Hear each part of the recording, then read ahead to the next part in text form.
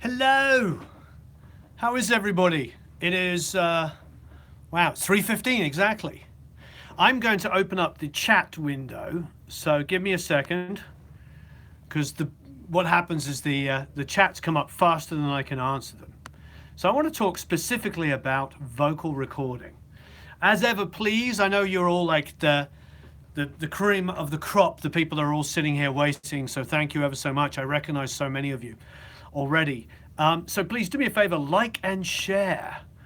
I will get to your question in a minute. I see it. Ribbons on vocals, yes. That's a great question. Yes, ribbons on vocals. Ribbons can be great on vocals. Hi there. Hello, everybody. Please like and share. That would be fantastic. And share it as well so that people know we're on board, live, ready to go. So ribbons on vocals do sound absolutely wonderful. However, they don't have the extended top end, which isn't necessarily a bad thing. When I did a vocalist recently, I wanted a slightly darker, more classic 40s and 50s vocal jazz sound. And of course, the ribbon was wonderful. Hello in Mexico. Thank you for looking marvelous. In Dublin. Hi, Dicey. There's a lot of Irish around. Everywhere's Irish at the moment. We've got an Irishman sitting behind us. Been on Skype with Irish people on and off all day. Hello in Russia. So yes, ribbons are fantastic. If you want a high frequency response ribbon, then the Mesanovic is pretty amazing. It has an extended top end. So, but otherwise, yeah, I have an R44, I have an AEA, I have two 277s, I have a bunch of RCA microphones and AEAs, and I love them all. However, I wouldn't use them on a super pop hi-fi sounding vocal, but they are wonderful. Thank you, John. Hello, everybody. Hi in South Africa, Saskatoon. Hello in Romania. How do you get rock solos to sit in a mix? I treat... Hi, Aaron. So I treat lead guitars as vocals. If they're going to be a solo, I make it fit the same world. But let's keep on the hello in Ecuador. West London in the area. Hey, Matthew, whereabouts? I can't remember where you said. Ribbons on vocals, figure of 8 mics. Will they take the room sound too? Only if you're in a room that's quite reverberative. Is that a word? With lots of echo and stuff like that, and you're singing super loud, then you might pick it up. More West London people. Hello in Mexican. Connecticut. C1 Behringer have a high frequency. How could I improve this problem? What do you mean? It's too high-endy? Use a de-esser. Hello in Poland. Have I used the Superlux ribbon? I read that they're good. I'm sure they are. I mean, I like ribbons. I like the way they sound. Ribbon microphones sound fantastic. However, East London, hello. However, ultimately, a ribbon microphone is not the most hi-fi sounding if you want a really clean, ultra open sound. But let's be honest, you can do all kinds of miraculous things with EQ and compression these days. This is my wife bought me this. I don't know if I am Mr. Right, but I got it. Where should vocals sit in the mix? Now or does it just depend on the song? That's a wonderful question. Where should they sit in the mix? Well, in a pop song, right on top. Very, very loud indeed. That's the characteristics of a pop song, is they be super, super loud. Now in a rock and roll song, traditionally they would sit inside of the mix. But, you know, I work with bands, as you know, like Aerosmith and The Fray and James Blunt and stuff like that. Especially Aerosmith are more of a traditional rock band. And it was always a continual battle between wanting the vocal to be inside of the track so that it's exciting. Like if you want excitement in a mix, think of like the outro of a song where maybe it's like, and it's somebody's like soloing and the singer. You want that little bit of a battle so the vocal is like just competing with the electric guitar, the lead parts, and it's a little bit of a strain, and that will make you feel more exciting. You listen to like Stones records from the 60s and the 70s. I mean, there was a battle going on between Mick Jagger and Keith Richards and Ron Wood or Mick Taylor or Brian Jones, whoever the other guitar player was on whatever song it was. And that adds to the excitement. However, when it comes to pop radio, you want that to be out front because 2 reasons. Number 1, people want to hear the lyrics in a pop song. Number 2, when it goes on radio, they will compress your song again. So if your vocal is not sitting out front, it may be super quiet. It might get pushed too much in the background. Hello there in Scotland. How about a really fat, subby, full bass groove while blowing up the bottom end of your mix? How is your eyesight of years of working? My eyesight is absolutely fantastic. I still don't wear glasses, and my hearing is in the top 90% of at the top, top percentile for my age group. Broadcast is a bit of a mastering a scene time. I'm not sure what you mean. Slovakia. How much do I ever sleep? Not enough. My wife is in the room and she just shook her head. How often do you change the tubes in a mic? There's the wife.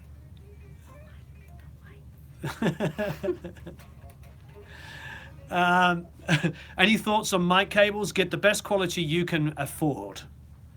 Definitely buy the best quality. Yeah, El Gopher says the boss has arrived. Paul says, hey wife.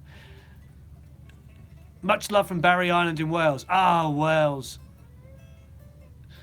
Thank you, everybody. Dave doesn't give many interviews. Somebody's asking about Dave Sardi. I've asked him a couple of times. He ignored me the last time I asked, and then I saw him the other day, and we were talking about everything other than the interview. He never gives interviews. Hello in Latvia. Cab simulations on mics. I mean, I've never tried that, but I love cab sims. I think they're amazing. I tried to copy the vocal from a mix breakdowns. I can't even come close to what you're doing. Is there something else I'm missing? Okay. It depends on whether it's an in the box or it depends on whether it's an in the box mix or whether I'm doing it hybrid. If it's in the box, then you should be able to copy what I'm doing. If you're not getting it, maybe it's just a different EQ, a different compressor. We may have different ones. The video is cutting in and out. I'm watching the playback and it's not cutting in and out for me. So is anybody else, is that happening to, or is that just our friend there? So basically, I think that so many different discussions going on here. I'm trying to catch up with everybody. It's so wonderful. People are saying it's not cutting out. Did I work with Sardi when he was working with Oasis? No, I quit just before Oasis and produced a couple of other bands. See you in Nashville? Yes. Yes, Marshall, you will. It's going to be an amazing week. The master course has sold out. Masterclass has completely sold out. If anybody really wants to do the masterclass, we might be able to fit in. We might be able to fit in 1 or 2 more spaces if you really, really want to. But the original number has all sold out. It sold out very, very quickly, of course, and that's absolutely wonderful. So yes, I went off to produce another album, so I didn't work with Dave Sardi. I'm trying to keep up with these questions here. Hope you're doing well. Do you think you need an outboard compressor when doing a great vocal or just to record direct? I personally like using outboard compressors. I know how to use them. I get great results. Can you do it in the box using Waves, UAD, Slate, Mac DSP? Yes, you can. And I mentioned all the plugin manufacturers because they all make amazing plugins. And as you know, I use a plethora of different ones. I do have a love of Mac DSP and a love of Waves plugins, as you know. They've been good to me, and they were also, as a guy like myself who started off in the mid-late 90s with Pro Tools, one of the more early adopters, they were the best ones available. Waves were the first people to come out with amazing plugins, and of course Mac DSP were the first early analog simulations. But I do have a lot of love for Slate plugins. I love his company. Klanghelm, somebody's mentioned there. MJUC is one of the best plugins on the market. Do I track clean guitar? Oh, that was a good question. I wanted to talk about vocals directly, but I'm getting asked about a lot of different stuff here. Please, everybody who's watching, like and share. That would be absolutely fantastic. Hello, Plapernauts. Any tip on mixing lead vocals and choirs? Okay, lead vocal question, which is what we started off with. Any tips on recording them with choirs? Well, choirs, here's a good answer.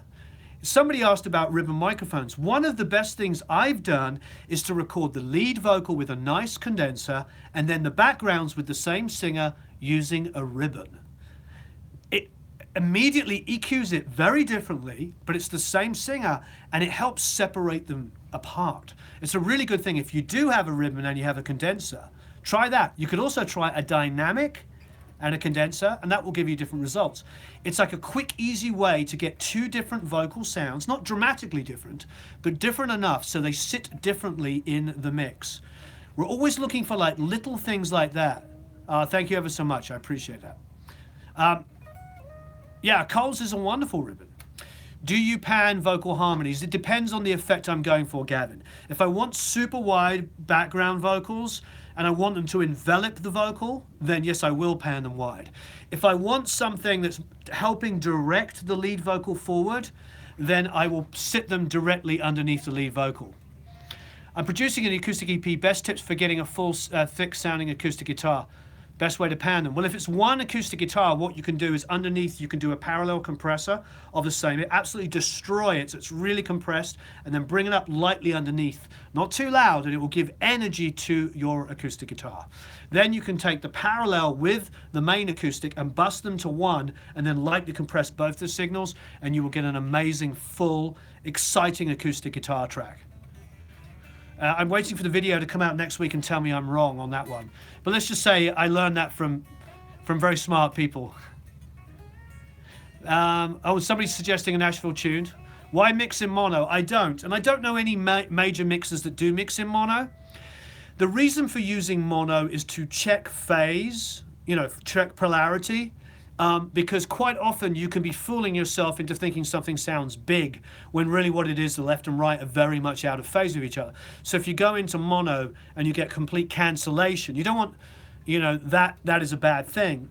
The reality is like some systems, like I know some laptops still have mono speakers in them. So the difficulty would be, yeah, and people say, basically mono is your friend for checking EQ, checking compression, checking panning, making sure that instruments are loud enough in the mix. But if you're mixing for stereo, which is 99% of the time, you need to be mixing in stereo, but checking in mono. And there are people that tell you don't do that, but nobody that I can think of that is actually a professional that does really, really well. I know that there's a whole videos of people going mixing in mono, but I think a lot of people make videos on subjects to sort of like get noticed. So if I did a video next week that says you have to mix in mono, it would probably get 100,000 views within 3 days. Let's be honest, wouldn't it? It would be like one of those things. Everybody be going, look, Warren says you need to mix in mono. It's like the people with the high passing, don't high pass. They get a lot of views on a video because it's not true. But it gets people talking, so they go to watch the video. So just be careful when people do that kind of stuff, because you're not going to find a professional that tells you they mix in mono, but they do check in mono. If you EQ before a compressor, it affects the compression. If you do it after, it doesn't sound different. I like to personally EQ into compression. It's because it's an old SSL trick. When you hit the channel out button, basically what you're doing is you're taking the signal, you're EQing it, you're boosting specific frequencies, and then you're pushing them back down with the compressor. And in an SSL situation, it gives you that pa, pa, that spanky kind of snare that we love. The guitar, when it's pa, it kind of pa, pa. It's a great, great sound. We love it. So I like that. However, for mastering situations, on my master bus, I like to compress and then add light EQ afterwards, and then let the mastering engineer take that and do more with that. Hey AJ, the Andrew, AJ, artist formerly known as. When will there be multi-track session recorded at a live concert we can mix for the Platt Academy to mix with some live vocals? Very soon indeed. Actually, we haven't had one with live vocals, but we've had lots of live recordings. The Ollie Alcock one with Vinnie Cowluta. If you're an Academy member, go and check out the Vinnie Cowluta one, and you'll see that there is, that's all live. That's Tim Pierce, Dan Rothschild, Zach Ray, and Vinnie Cowluta all in a room playing at the same time. 4 of the best musicians in the world playing at the same time. Vinnie Cowluta, it's under Ollie Alcock. So go and look up Ollie Alcock in there. The vocal isn't live and the lead guitar solo isn't live. Thank you. I'm really glad you love the Come Together recreation. That was really good. I want to do more of those with Clay. He's very smart. As you can see, he's very, very talented. Concert recordings. That's a great idea. They will be coming. They will be coming. And anyway, so what's up next? Lead vocal. Best way to tame strong mid-range male vocal. And the vocal is placed in the middle of 2 left and right Telecasters, very mid-rangey. Best way to tame strong mid-range. I mean, I never used to like multiband compression on a lead vocal. But I'm starting to warm to it ever since Mark Endo told me that my favorite vocal sound, my two favorite vocal sounds, for instance, are Hey Jude, which I found out was done with a U67, which blew my mind. I thought it was a U47. And the other one is Hey Soul Sister, which I believe is the best modern sounding vocal, and that was a multiband compressor. Oh, you know, so it's kind of a catch-22, you know. How do you approach attack and release settings for vocal compression? So basically, Joey, quick answer: try a multiband, and maybe even trying a multiband on those guitars as well, just to really kind of make that work. I think Hey Jude was tried, and I don't remember, but I believe that's what they said. How do you approach attack and release settings for vocal compression? It really depends on the vocal and what I'm trying to do. Like if I'm trying to get like a vocal. Oh, Jack, you asked me about my studio. It's Spitfire. It's called Spitfire. If I'm trying to get a vocal to maybe cut through a very dense mix, I might let a little bit of the attack come through. So it's like so you get that spanky little, you know, that little spanky attack. So it's like because that might help my vocal sit out in front. You know, so I think for me, the Loughton mics, we have those to try. They seem like they're going to be fantastic. Oh, please, as ever, like and share. Please like and share. There's 385 people online. Please like and share it. It'd be lovely if we get that up to 385 likes and shares. Just share it wherever you can. It would be really wonderful. So yes, so I mess around with the attack times. Normally, I don't like the vocal to do that thing. Normally, I like it to be smooth and up front. So that really depends. I don't use slow release times on vocals because I don't want to take a guy or a girl that's maybe like hitting something and have it crushed and have it held for too long, so that when it comes to the next phrase, that's just choked. I don't like to choke a vocal. I use very fast release times, and I try to use relatively fast attack times, but I will adjust it. Just use your ears. Depending on the tempo and the rhythm of the vocal, you might want the attack time to exaggerate the attack, or you might want it to do the opposite. So mess around with it. Do I tend to double, triple the lead during choruses? Almost always double during a chorus. It's just nice to have it. Even if it's not that audible, it's just nice to thicken it. Compression should breathe with the song. Yes, you should definitely have a release, an attack and release time that works in time with the song as much as possible. We're going to have an interview with Mike Piasante coming out soon, and he talks about that stuff. And you know, he's amazing.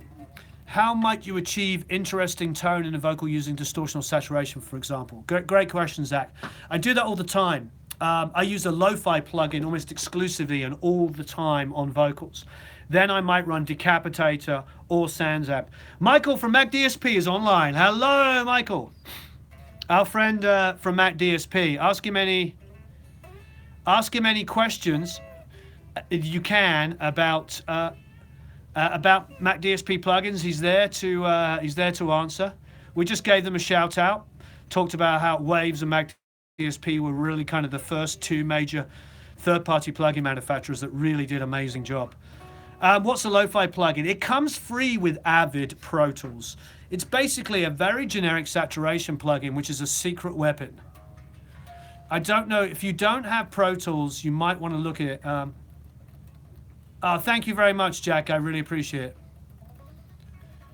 As you can see, I've kind of got a nervous energy about me at all time. The whole time we're here, I'm doing triplet pull-offs chromatically. And hammer-ons.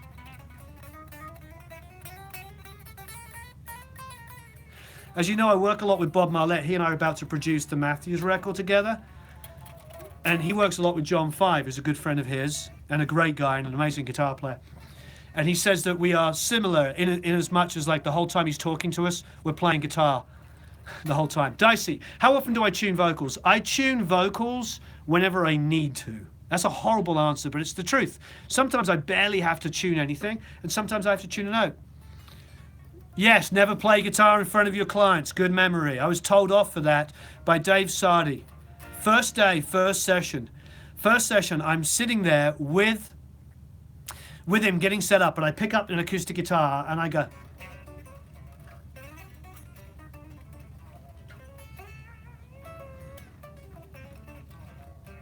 And he goes, wow, you're a really great guitar player. Don't ever play in front of your clients.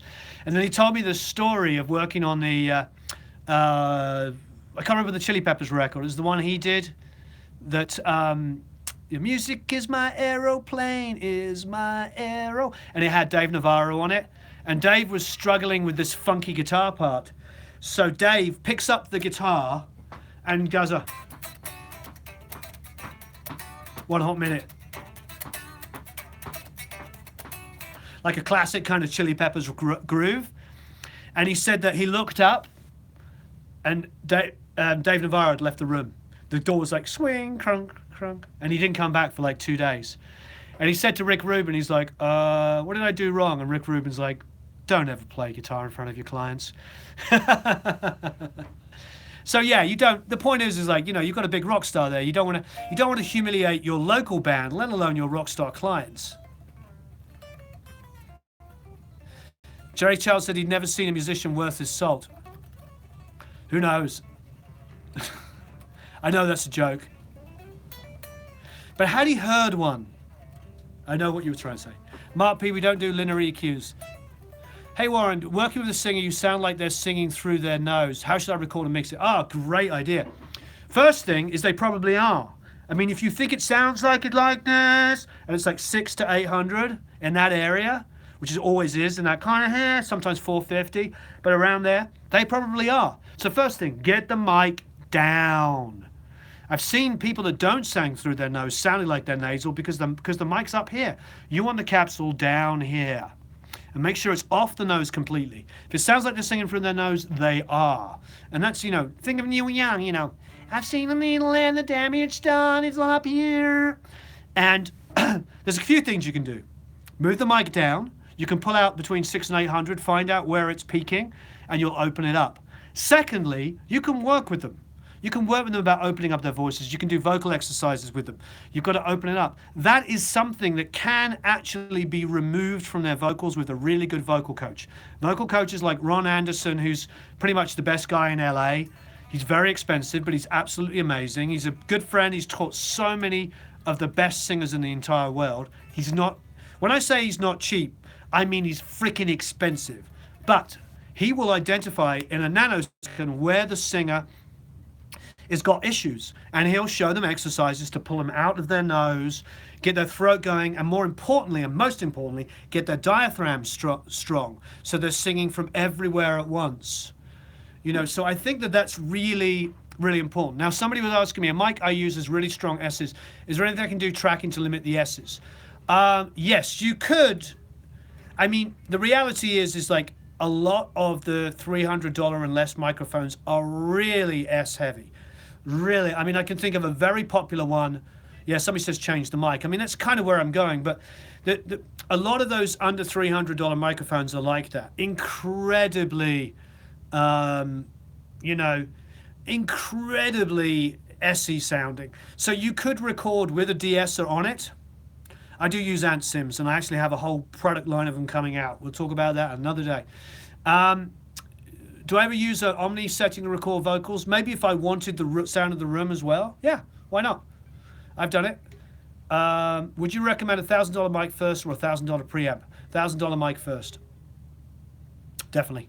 I would go, well, I wouldn't say $1,000, but I would get a over $300 or more microphone, and then see, hello in Puerto Rico, and then see after that how much money you might have left for a preamp. But ultimately, the preamps that come in IOs now are pretty darn good for the price. You know, very, very affordable. So I would start with a better quality mic, because your $300 interface is going to have a pretty darn good one.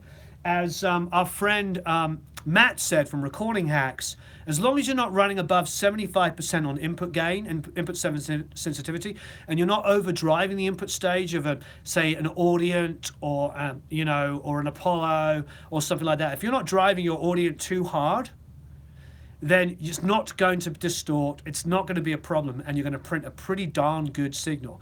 So first things first, get a better mic.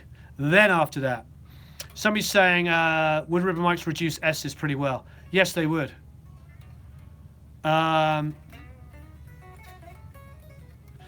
Definitely, they would definitely improve it. Having said that, they also wouldn't have quite the high end you would want unless you're using like a Mesanovic. Does the vocal thickening trick just emulate a chorus, or is it a different sound? It's basically a sound like a Pink Floyd sound that I fell in love with, which is an H3000 trick. Also, Jack Douglas did it. It comes from using an H3000. It's a more controllable printed version. So it does resemble some of the chorusing ideas, but the thing about the chorus is it will come out as a stereo file. It's combined and very difficult to manipulate. You don't have to use it. Yeah, it's micro shift. I mean, there's lots of plugins that emulate it. Me, I like to print it. I like to print it, and I like to have the controllability. And if you're all Academy members, you'll know that I give you those files to play with, and you can use them. So those of you that are in the Academy know exactly what I mean.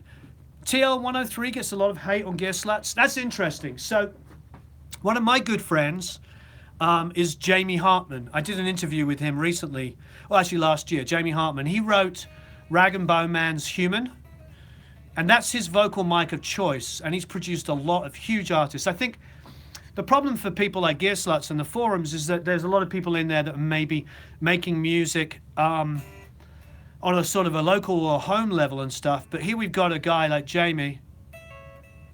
Here we've got a guy like Jamie who's having massive worldwide smash hits using a TL103. So, you know, I don't really know what to tell you. You know, there's sort of logic, there's opinions, and then there's facts. And I try not to have opinions on things. If I haven't used the TLM103, I can't really speak bad about it. I do know that it's a good sounding mic. When I've used it, and not people are saying they love the TLM 103. I have nothing, you know what I mean. TLM slate tape machine. Can you explain it? Really want to know it fully. I don't have one open here. Somebody's Stu's suggesting the M160. That is a very, very good mic. Jamie's a friend. He knows what he's doing. Yeah, exactly. Yeah, exactly. See.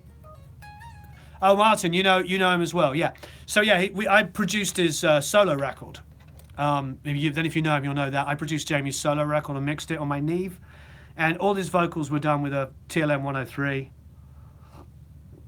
And we put him on my U48, and he sounded awful on it. It just wasn't the right mic for him. And I was at his studio the other day when I interviewed him, and he had that mic out, and he was just telling me a massive list of all these incredible singers and songwriters he worked with, and it's all being cut on that. And you're hearing the songs on the radio. So, I mean, it's like people can... I'm not even giving you love for the TL103. I don't think it's the best mic anyway. That's not my point. I'm not trying to say it's the best mic in the price range. I'm just saying don't hate on something that we don't know. Do you understand what I mean? I'm not going, woo, everybody should buy a TL103. I don't think so. I think, to be honest, for the money, I'd buy an LCT 550. Even the 440 Pure is $299 and sounds better than anything else in its price range. The Mini K47 made by Roswell is absolutely amazing. It's a wonderful microphone. So if you think about it in those terms, there's microphones that I would actually put above the 103. But for their price, their value for money. But the 103 for, Martin's saying, Lewitt's a high-end, low-cost. Yeah, that's my point. It's like there's very, very good pieces of equipment out there for great price. Looks like Adam Fiore's online here. What's he saying? He's at Chandler. Did everybody watch the Clay Blair video? Did you check it out yet? It's the one with dissecting Come Together by the Beatles. And my opinion for $200, I don't know. We had a very long talk about it. Matt and I from Roswell, and one of the discussions was, how do we, what's he sending here? He's sending me, like a drum miking. Please leave studio for Friday. Oh, the Beatles. Oh, it's a breakdown of all the settings for the Beatles recording. Anyway, so please like and share. There's 456 people watching. Thank you ever so much. I see 223 likes. Please like it and please share it.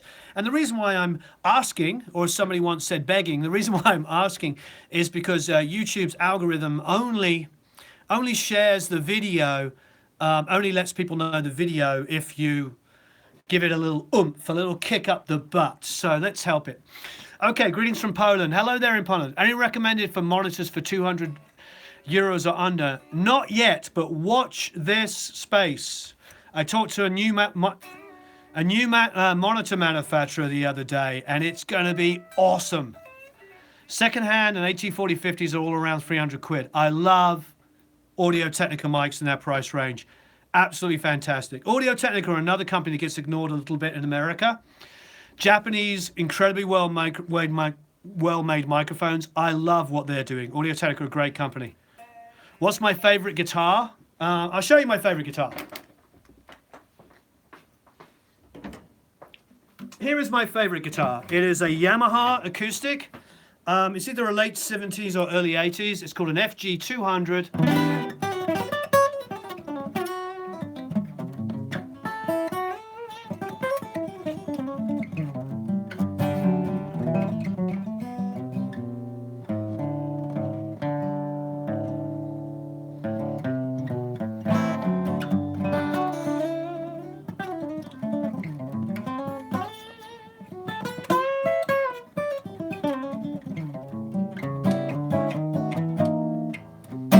That's my favorite guitar. I've written more songs on this than any other one.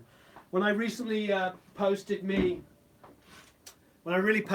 doing a song I wrote for my wife, I wrote it on that song and recorded it on that song, so the acoustic guitar's on that.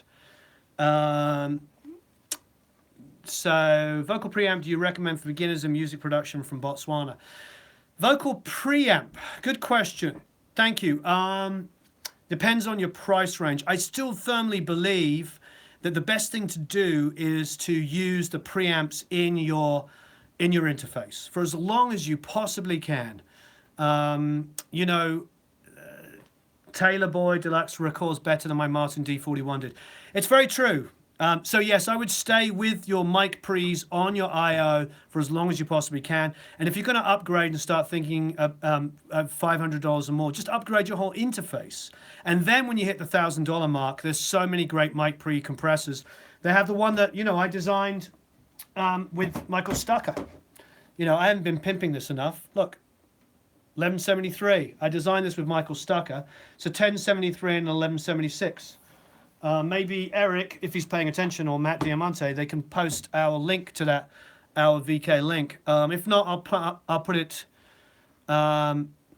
Is it because the price range? I have a hard time until you spend enough on a preamp to get the higher quality components. There's not a lot of difference between the recording of what is inside of your I/O. I mean, there's a lot of guys out there, genius guys, much smarter than me, that have done shootouts between different price range stuff, and there's not a lot of difference for the longest possible time. Oh, wow, you got yours, Matty. Great job. So I don't know. Yeah, people talk about the Rode. BAE, of course.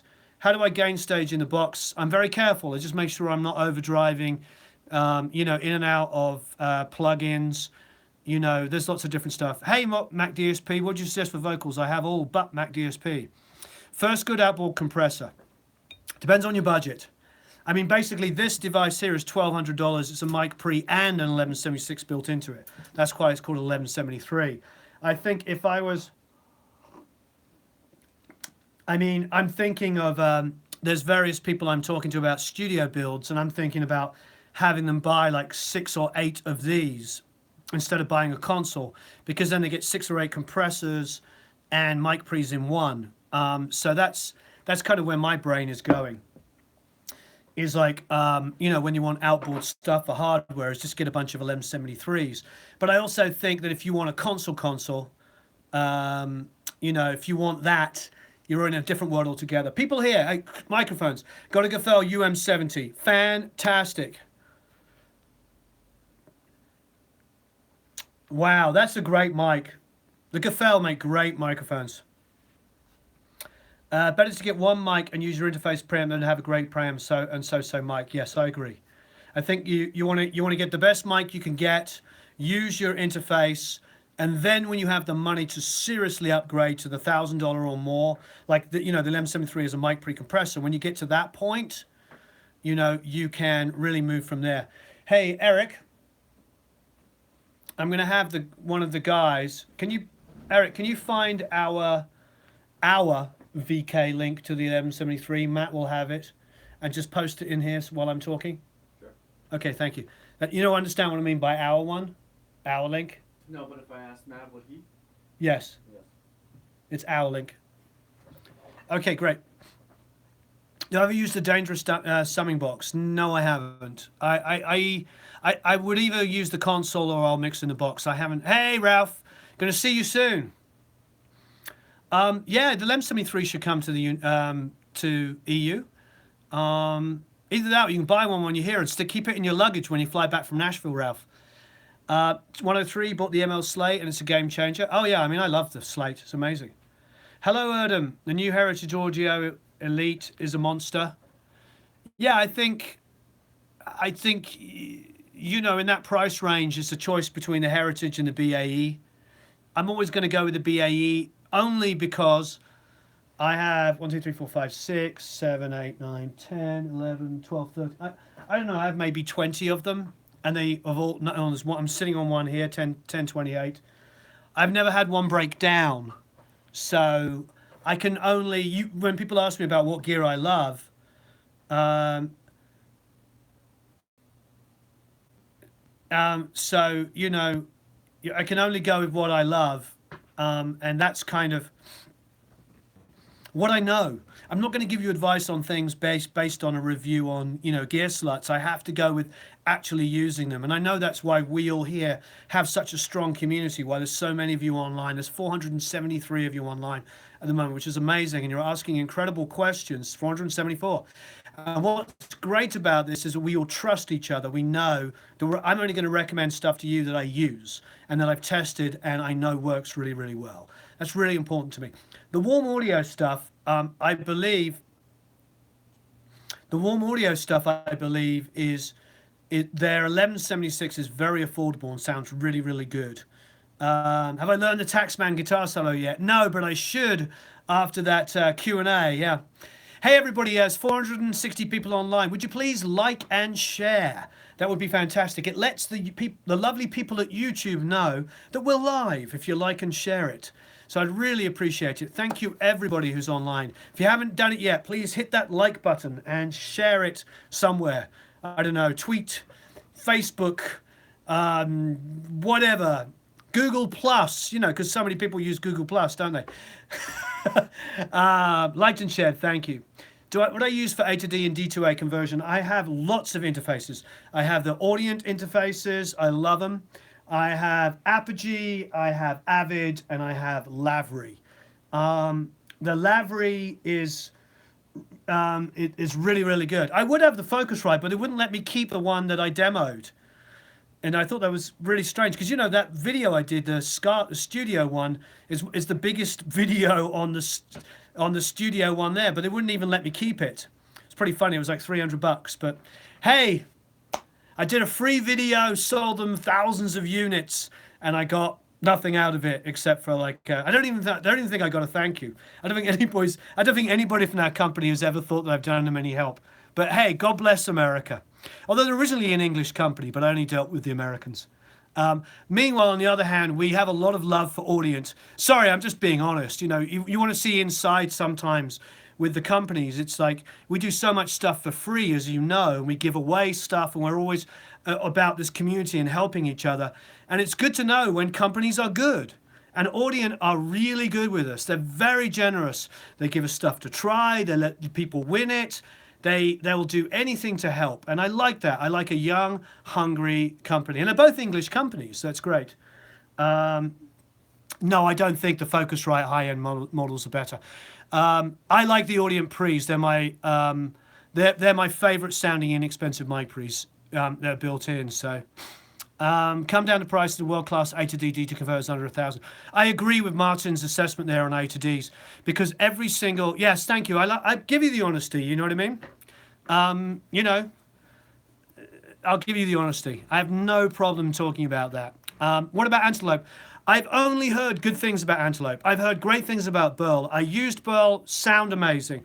Haven't used Antelope. Sure, they sound amazing, people I like. I haven't used Apollo. I have good friends make records on Apollo, sound amazing. I have good friends that use Audient, sound amazing. I mean, these are companies I know. I haven't personally used the RME, but I hear good things. So, I mean, ultimately, all I can do is give you my experiences. What do I think about the Lavery? It's the best thing I've ever heard in my entire life. Steinberg, I haven't used, but I hear good things. Love Dakin as a company. Jeff Dakin makes some of the best mic pre's in the world. And he is universally loved. I was at Mark Needham's the other day. Mark loves his mic pre's. I love people. Yeah, the Lavery's. Martin says the Lavery's stunning. The Lavery is amazing, and they're so humble and such an easy company to deal with. More big Lavery fans. Yeah, I think if you've, I talk about this a lot. The ex-owner of Radar is Barry Henderson, and I took a meeting here, and he brought down Radar, and Radar have great converters, and I love the company, and I was talking to them. And Barry, God love him, hates every converter. He loves his converter, loves his stuff. And he's really passionately believes how good Radar are. So he talks about them the whole time. And I'd love to do more stuff with Radar. Paul, who owns the company, Paul Clark, is a great guy. They're really good people. So when he's talking about it, and I said, I've got an Apogee, and he's like, ah. And I was like, I've got an Avid. And he goes, ah. And I go, and I got a Lavery, and he goes, I can't say a bad word about Lavery. He goes, they're the best sounding guys on the market. So yeah, say people love it. Do I think 2 mics, 1 condenser, 1 dynamic is a good recording start? Yeah, 1 of each is a great way to start. Just joined in. Hello, everybody. Hi, Steve. Thanks for everything you post. Thank you. I'm just another dude. Of course, I want to help you with confidence. I'm just another guy. I don't have the channel telling you, you are doing it wrong. Do not hype us. I am an expert. You've never heard anything I've done, but I'm an expert. I'm not that guy. No. It's like, I'm just another guy like you guys and girls. I have no idea what I'm doing half the time, just making it go. All right, Eric just posted. Can you keep posting it? Yeah. The link to the 1173 for those that are interested. I didn't start this as an 1173 sales course. Sorry, everybody. But a couple of people have asked. So here it is at Vintage King. He'll keep posting it periodically, but that's the 1173. Check it out. See what you think. Hey Warren, what's your opinion of these loudness wars? We're hearing about ruining the quality of today's music. What is the recent video? One of your recent videos showed you as one of the culprits. I have no idea what you're talking about. You're being very opinionated. I definitely didn't feel like that. I think you need to hear what people are talking about. We're not talking about like, oh, you know, he reduced his dynamics. We're talking about a blob of like absolute, not even like a dip in it. Because you're getting mastering engineers that just get a single blob, like of just like no dynamics, not like this. You know, when I was doing that mastering thing, there was schnizzle loads of dynamics.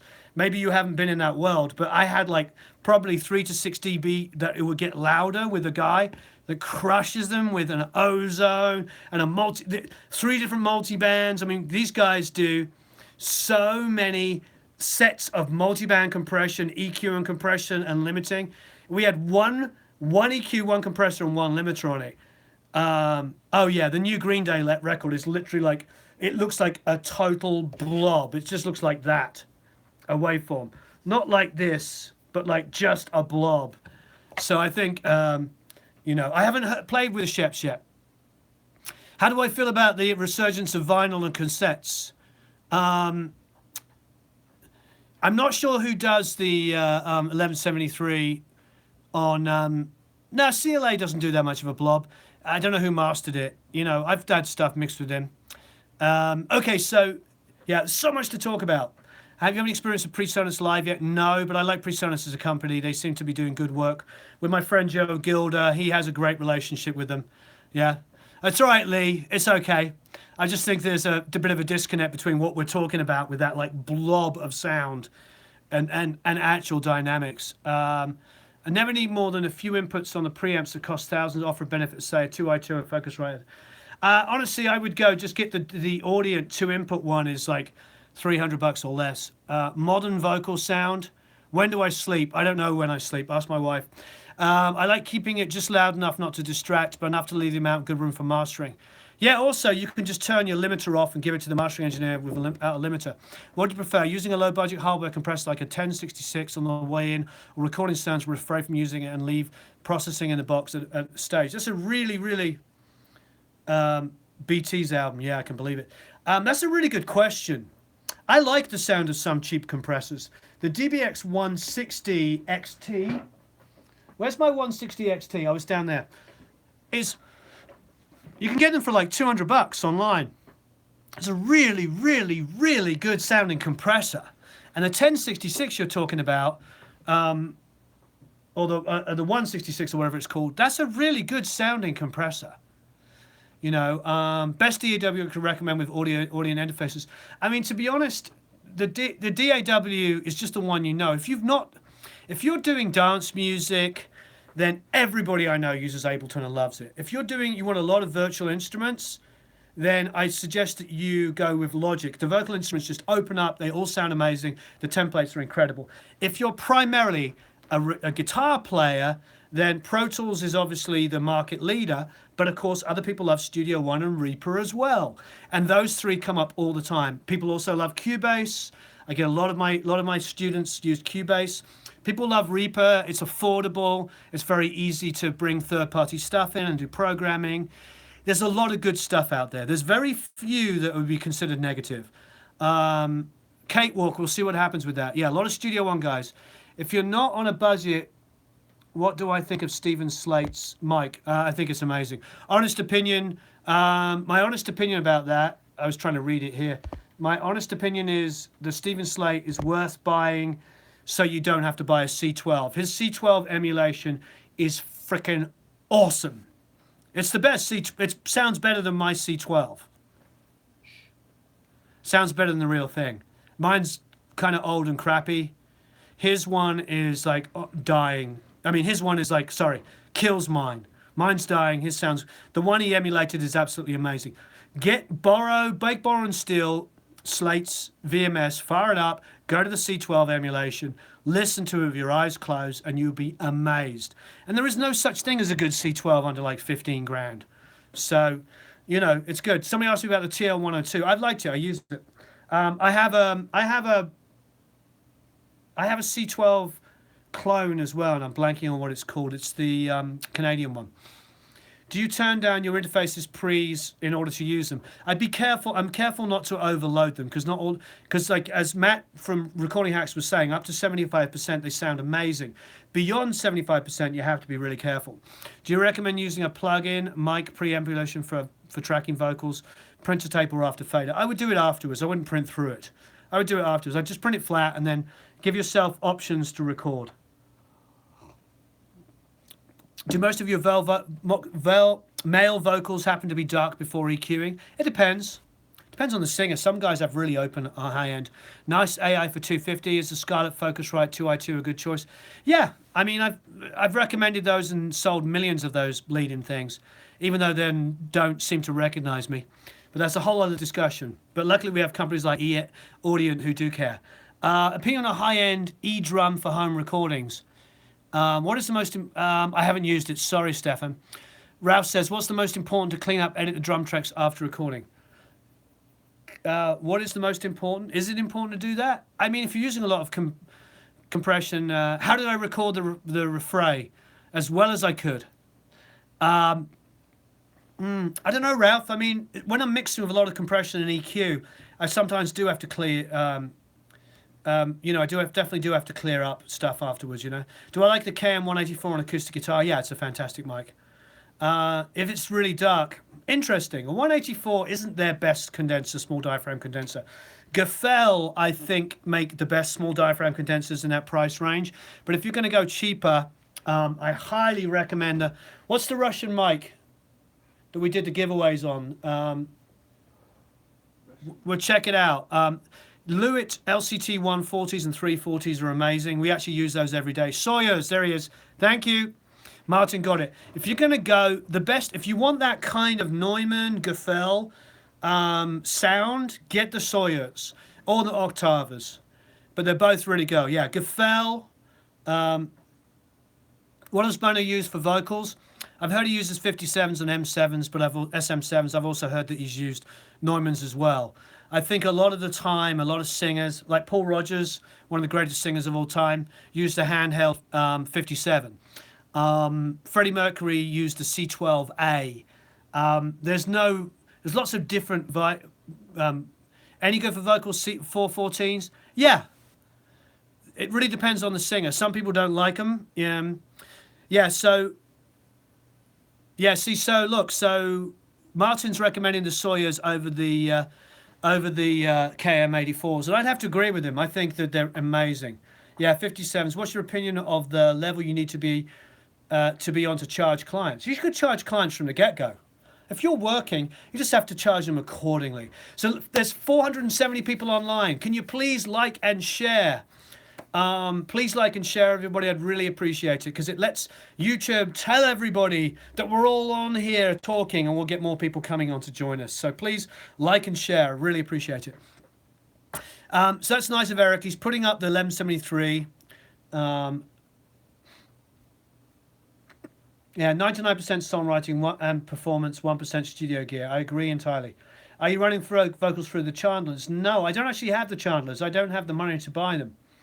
Adam, are you watching? You texted earlier. Are you going to give me some free Chandler? I think with the Chandler stuff is it's very specialist. It's yes, they don't have to sell a lot to make money, but it's very high. It's handmade, high quality stuff. I don't think they're in the business. Thank you, Phil. They're not in the business for giving away $4,000 equipment that probably costs them $2,500 or $3,000 to build. You know, we have to be. Thank you very much. I appreciate it, Music Gear. And we have to be mindful of these companies. Is like the Tegeler with the Creme. It's an amazing piece of equipment. Amazing. It's 1,200, and it's a SSL compressor with a Pultec EQ. It's freaking fantastic. So, but to expect them to give away 100 of the things is just unfortunate. You know what I mean? You've got companies that you just need to appreciate. Hey, when I did the Klanghelm demo, I bought it. I bought the plugin. It was only $27. And what was great is the guy from Klanghelm, which those of you who are German, like Ralph, know means sound helmet, Klanghelm. And we have lots of Germans on, which is always great.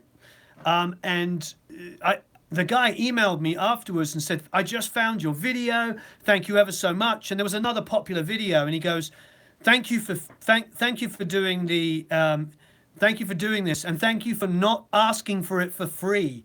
And I fell off my chair laughing. I'm like, somebody asked for a $27 plugin for free for doing a review? Hello in the Netherlands. We have a lot of friends in the Netherlands as well. So yeah, it's pretty funny. You know, $27, just buy it. But if you haven't got the Klanghelm, buy it. It's the best compressor on the market for $27. Yes, I like the Audience for saturation. They have a great function on that. Hi there, Steve. I'm trying to get through the questions. We'd love to see an interview with Pro Tools expert guy from Europe, James. Sure, I don't know him. I met him briefly and said hello to him at NAMM because I don't know Pro Tools expert, but when I was at NAMM this year, I put up a video and somebody said, reminded them of James from Pro Tools expert, and I said to them, I don't know who James is or Pro Tools expert, and then they sent me a link to a video by them, and it was by this guy James. And then when I was hanging with some friends at the PMC booth, if you know PMC speakers, they're fantastic, very high quality. Yes, the stream is still going, Eric. Please tell your friends. Like and share, everybody. So I was there at the PMC booth with, talking to some friends, and I met this guy. I was like, oh, you're that guy from, and we said hello there, but I'm definitely down to talk to anybody. Okay, so panning and mono. I want to go back to that question. Do you care, and do you pan guitars hard left and hard right? On choruses, I like to go hard left and hard right. because I like what it does. I like how it just like pushes everything forward. For me, like a rock mix would be maybe one guitar. This is just this is a dumb explanation. It's not every time, but a dumb explanation. Take the guitars, and pan it maybe 30% in the verses, and then when the chorus comes in, bomb. Left and right, hard left and right, super loud, hit you over the head. It's a great way to get impact in rock songs, in choruses. So, you know, it's a way to play with mono. Yes, thank you. I am dumb. That's all I'm very good at doing. So try that on your guitars in the choruses. Start mono, slightly panned off from the vocal, then go full wide stereo. You know, there. Thank you, Eric, for keep putting that up. I appreciate it. He's put up there 1173. Panning question referring to the pan law. Oh, referring to the pan law? I mean, some people, you mean LCR? I mean, some people do that. I honestly like to mix for a stereo world.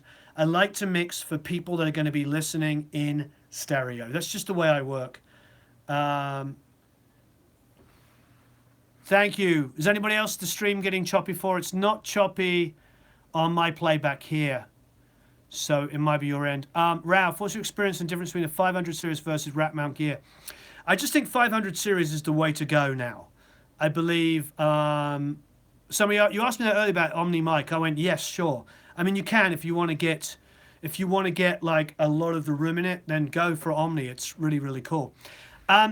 So as far as yeah, talking about what are we talking about? Sorry, I moved on because I went on to the Omni. I'm scrolling back through the questions. Sorry, everybody. Trying to keep up here. Mono room mic or stereo mics? Both. Yes, the Taylor Cream is amazing. Any suggestions for dry sounding vocals not that sound too present without drenching them in reverb and delay? Yeah, just a tiny amount of short verb, so short that you barely notice it, and that will sit it back. Do you leave the oh yeah, so the LCR question. Yeah, I mean, sorry, going back to that. Yeah, I mean, the LCR thing is great, but like I said, I mix for stereo. I want to hear things everywhere. Left, right, middle, off, round. You know, I love the excitement of it. Look at Eric. He's like posting that 1173. Brownie points. As a classical musician, strings are interested in baroque music. Would you say that your academy would be useful to me? That's interesting. I mean, I do because I love classical music. I grew up in it. My father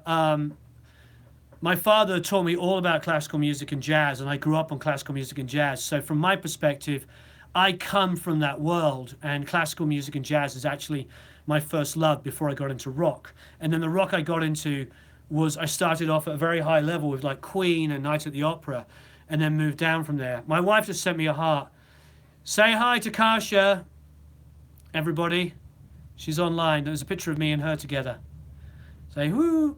Do I watch the voice? Alex Awana's voice. Say hi, Kasia. So the hi, Mrs. Wright. Oh yes, that's from this. See, Mrs. Wright. Andre says, hi, Kasia, you're beautiful. Yes, she is very beautiful. I married up. What mic would I recommend to track a budget drum set orientated? Can you do a shout out for me on YouTube? I make videos in the studio. All right, hi, Studio Geek 22. The budget mics, I really was impressed with the Shures. What was the? Can you post the link, Eric, to the 1700 versus 170,000? Check this out. You know, check that out. It's really amazing. My wife's probably reading some of these. So what was I saying? The hey there, Johnny Bean. So basically, what was I saying? The blindy dum dum dum dum dum. I'm completely lost.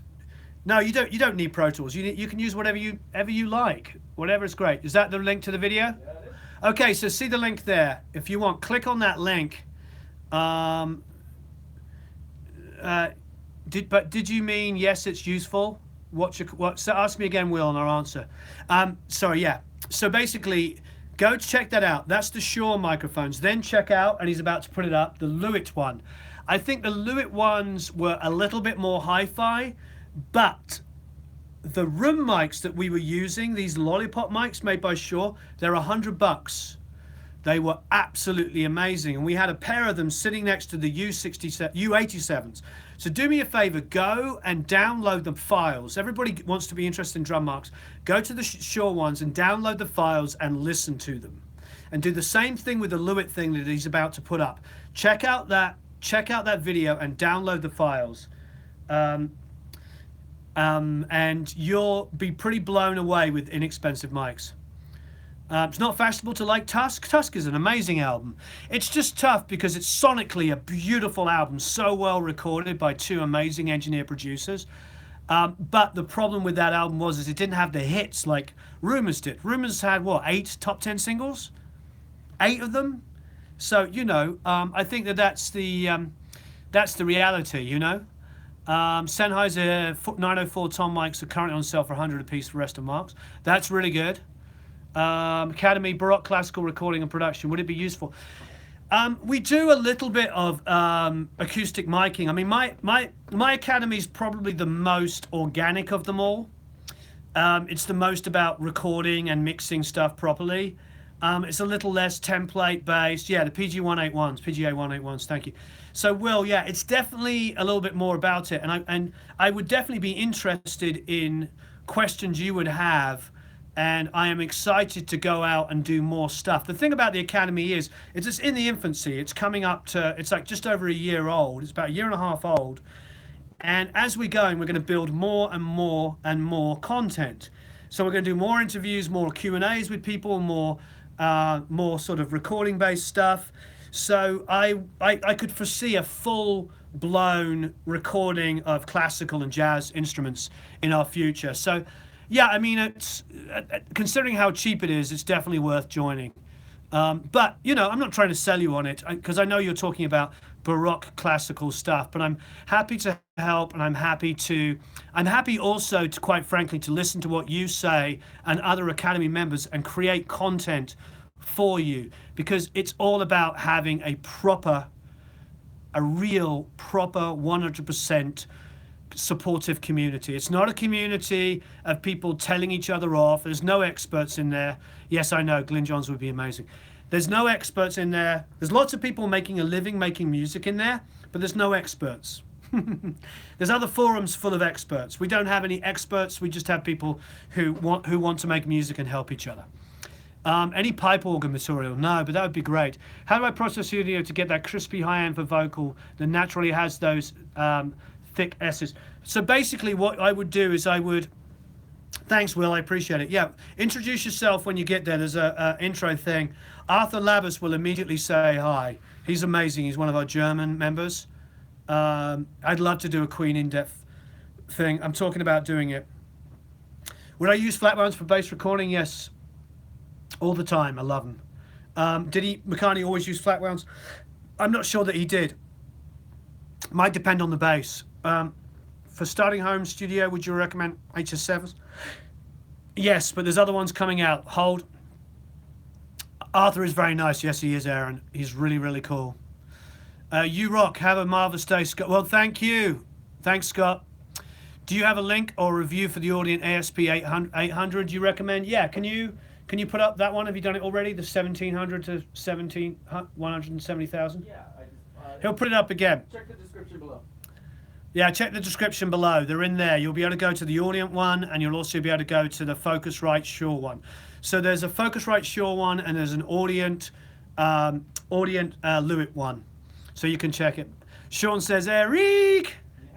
Paul says, hello, all the way from Hong Kong. Hello, Paul in Hong Kong. If you mixed a hip-hop producer, would you request the stems for mixing, or how would you go about that? I'm not sure what you mean. I mean, yes, if I'm going to mixing, I would need all the tracks. Do you do anything to preserve hearing over time? Yes, John Leckie is a dream of mine to interview. Yes, I mix loud for short periods of time. Like I'll go crank, crank, crank, crank, crank, turn it down. Don't listen for like 45 minutes on full volume. Don't do that. Listen for a minute or two, then turn it down. Who's Eric, mystery man? Come on, Eric, you've got to come and show yourself. Oh man, my hair's not done.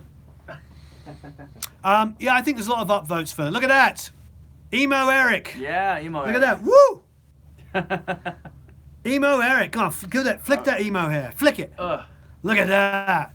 Woo! Do I allow in the food in the studio? Yes, but not like, you know, I try not to eat curries in here, as much as I love curry. Eric loves Weezer. Do you love Weezer? How can you not love Weezer? Did you hear that? He said, how can you not love Weezer?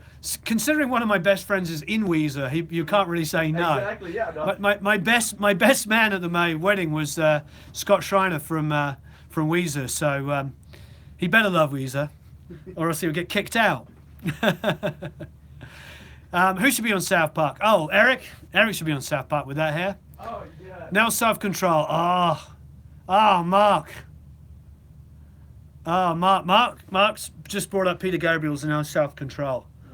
What an amazing song. So good. Local H. Adam Brown. Oh yes, my son's godfather is in Weezer. Big advocate of using flat wounds on bass and guitar. Labella, Pyramid, and Black Diamond all make great flat wounds. I agree. Scott was my best man. Yes, he was. And he's a heck of a player. He's one of the best bass players I've ever worked with. Local Ace, great band. Yep. Ever met or worked with Steve Albini? No and no. Never met him, never worked with him. Do you always double guitars and vocals? Depends on the song. Sometimes. Do you use flat wounds to make bass harder to play? Actually, no, I think flat wounds make it easier. They're more slinky. To be honest, when I put flat wounds on guitars, I'm faster. Have I met Rivers? Yeah, I've worked with Weezer. I did. I worked on, what's that song, Islands in the Sun? Was that what it's called? I worked on that. Every studio needs millennials. Oh yeah, we've got a couple here.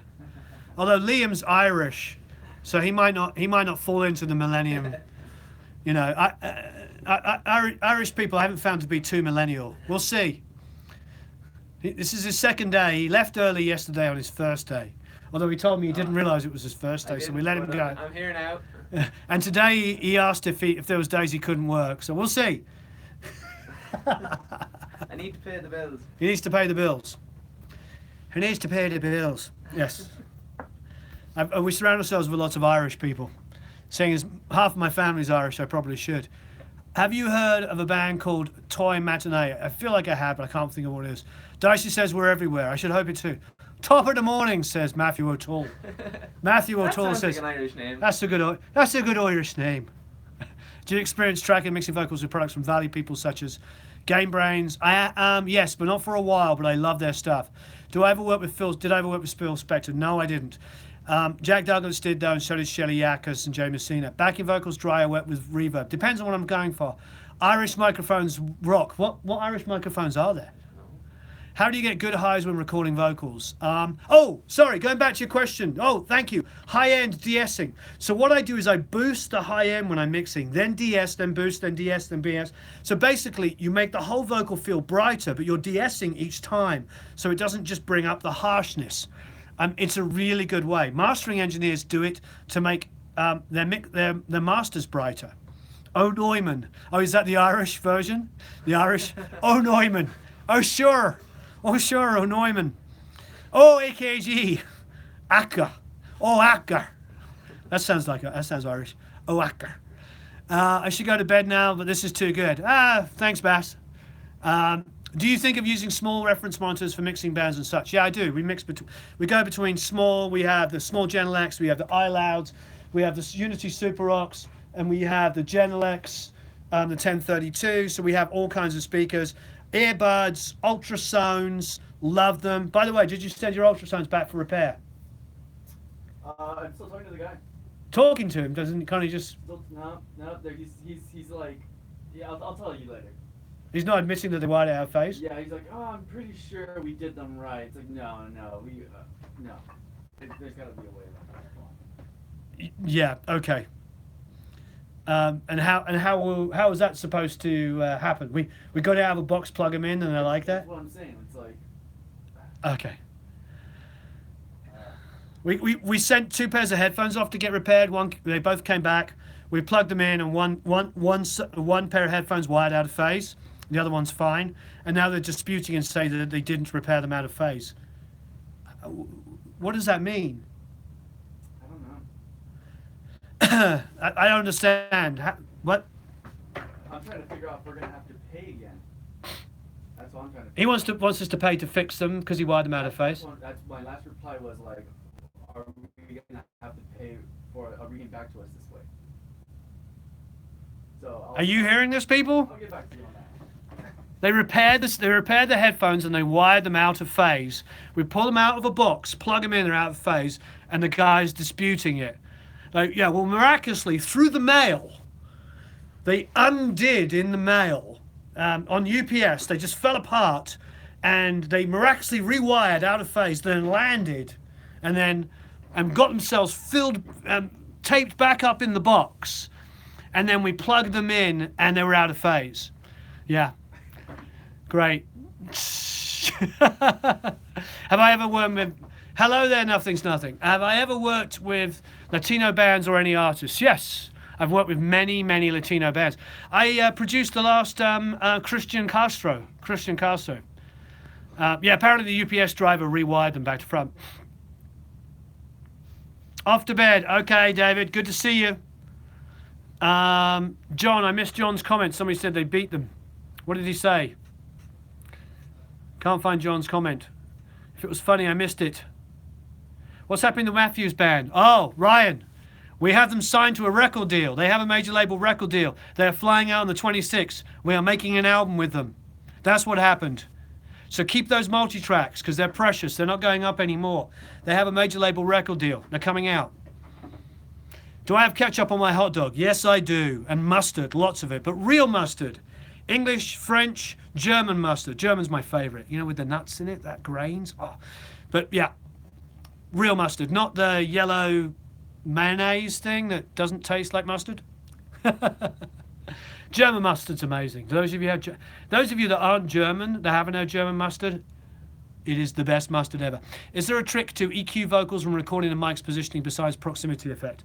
Yeah, proximity effect is the big one. Hey, Prince Westerberg, I had some headphones where the ground was not connected, so I could only hear stuff in stereo. Totally weird. German mustard is horrible, man. Really? You're crazy.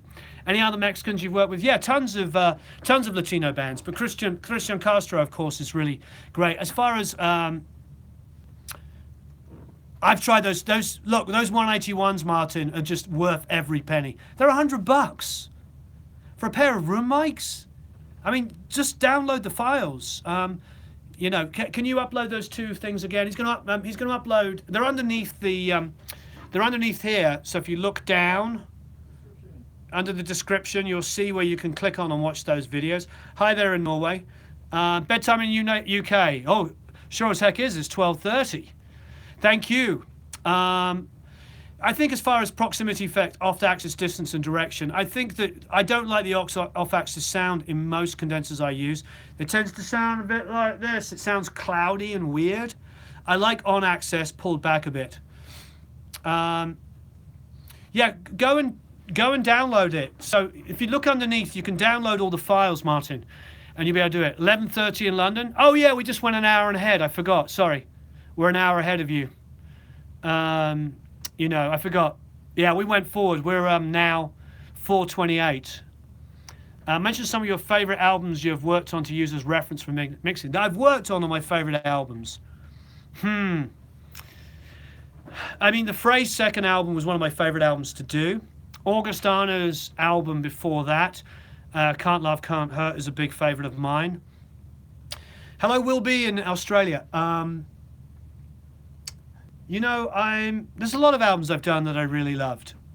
It's tough. A lot of albums I didn't end up being the mixer on when they were huge, when I was doing the bigger artists. And yeah, they're $100 room mics. Try them out. Why are you going out of business, Adam? And what is your business? Are you mixing? Are you engineering? What is it? You know, so so many questions going by. So yeah, $100 mics. Go check them out one more time. Go check out those links below. Download the stuff. German potato salad. Love it. But proximity, yeah. Frank Zappa fan. Who isn't a Frank Zappa fan? If you like music, I love Zappa. All right, I'm going to try and fire through these. What's the thing with being in phase and polarity, and how to make sure it's correct? Okay, well, when you have multiple microphones on one subject, like a drum kit, if you've got two microphones, like for instance, an easy description is like you've got a top microphone on a snare and a bottom microphone on a snare. If you think about it, when somebody hits the snare drum, the waveforms are going in one direction. Now, obviously, the problem with that is that the one below is going to see the waveform in one direction. The one above is going to see it in the other. So you flip the polarity so it sees it the opposite direction, meaning both of the waveforms are going to be going in the same direction. So the mics will be seeing the waveforms like this, as opposed to this, because you'll get phase cancellation. Favorite instrument to record? The drums, by far. I love recording drums. I love the idea of drums in rooms, getting drums to sound fantastic. Love it. Love recording drums. They don't fix your brakes. You ask them, where's my motor? Well, it was eaten by snakes. Not sure what that means, but that was cool. Cheers for the phase summary. How can you wire it out of phase? How can I wire what out of phase? I mean, you just flip the polarity. So what happened is he had these headphones, and one was going this way and one was going that way. So all of the center stuff cancelled. So I could listen to one side and I could listen to the other. But as soon as I put them both on together, it was like anything in the center was disappearing. Just the same if you take your two speakers and you flip one channel out of phase with the other. Have hum mics ever stayed straight down separated by triangles? Ever had an animal in the studio? Yeah, I have a dog, small dog. Tracking EQ for vocals? No, I don't record vocals of EQ, ever. Never record vocals of EQ. It's just me, I don't. I wait till I'm mixing. Zappa lyric? All I can think of is bad ones that I wouldn't want to repeat, like, don't go where the huskies go, don't you eat that yellow snow. I want to hold a little Jewish princess with a smell of tacoma. I can't say the lyrics. The video will get banned because he has some of his best lyrics. My name is Bobby Brown. I'm the cutest boy in town. I mean, come on. Anything on Shake Your Booty is amazing. Don't you eat that yellow snow? Yeah. Brian Wilson wanted a horse in the studio. Yeah, I can believe it. Like and share. Thank you. Yes. Everybody watching, please like and share. Valley Girl's amazing. Please like and share. Let the world know we're online, and we'll get more people coming on and joining us in this wonderful discussion. And the more people are on, the longer we'll go for. Let's get this up. Let's get us up and going. More likes and shares, please. Like and share. Hey, I love doing this. And the more people on, oh, I love Weezer. I don't think they're underrated, but I hear what you're saying. I love that band. Any tips on how I can stop myself from over-mixing my projects? Take a lot of breaks, Stefan. When I'm over-mixing, it's because I'm mixing too much. I'm sitting there, I've got headphones on, I'm plumping the speakers, it's loud, loud, loud, loud, loud. And before you know it, it's completely gone. So the best way to not over-mix is to take frequent breaks. Please like and share. The more people we get online watching this, the longer we go on. Let's like and share. Let's get this going. Who disliked the videos? That always cuts deep. Oh no, it's funny. It's fine. There's a couple of guys with channels that like the hate channels, you know, that want to tell you, the ones that are the experts and you're doing it wrong and you shouldn't do this. They don't like me at all because of that. I'm like, you come on and you say to me, hey, I boosted this EQ and it sounded really good, but the guy on this channel told me you shouldn't do that. I'm afraid. And I say to them, how does it sound? And they say, it sounds really good. And then I get a dislike. No, I look, I've sat in a room with Neil Avron, Mark Ender, Michael Brower, Chris Lord, Algie, you know, you name it, every major mixer you can think of. And they have done everything that these experts tell you to do wrong. And have sold millions of records and have songs stream forever. Yeah. Oh, you can't blame Glenn for talking about high pass filtering. He didn't start that disinformations. Somebody says, does Dear Sluts have a channel? Probably. No, I'm not talking about gear sluts. I'm talking about guys that have channels that are trying to get a lot of views by saying untruths to encourage people to watch them. Because if you see a subject which says don't do this or you're doing it wrong and I'm an expert, you know, the guys that say all the expert stuff and they sit there in their chair like telling you you're all wrong and they're amazing.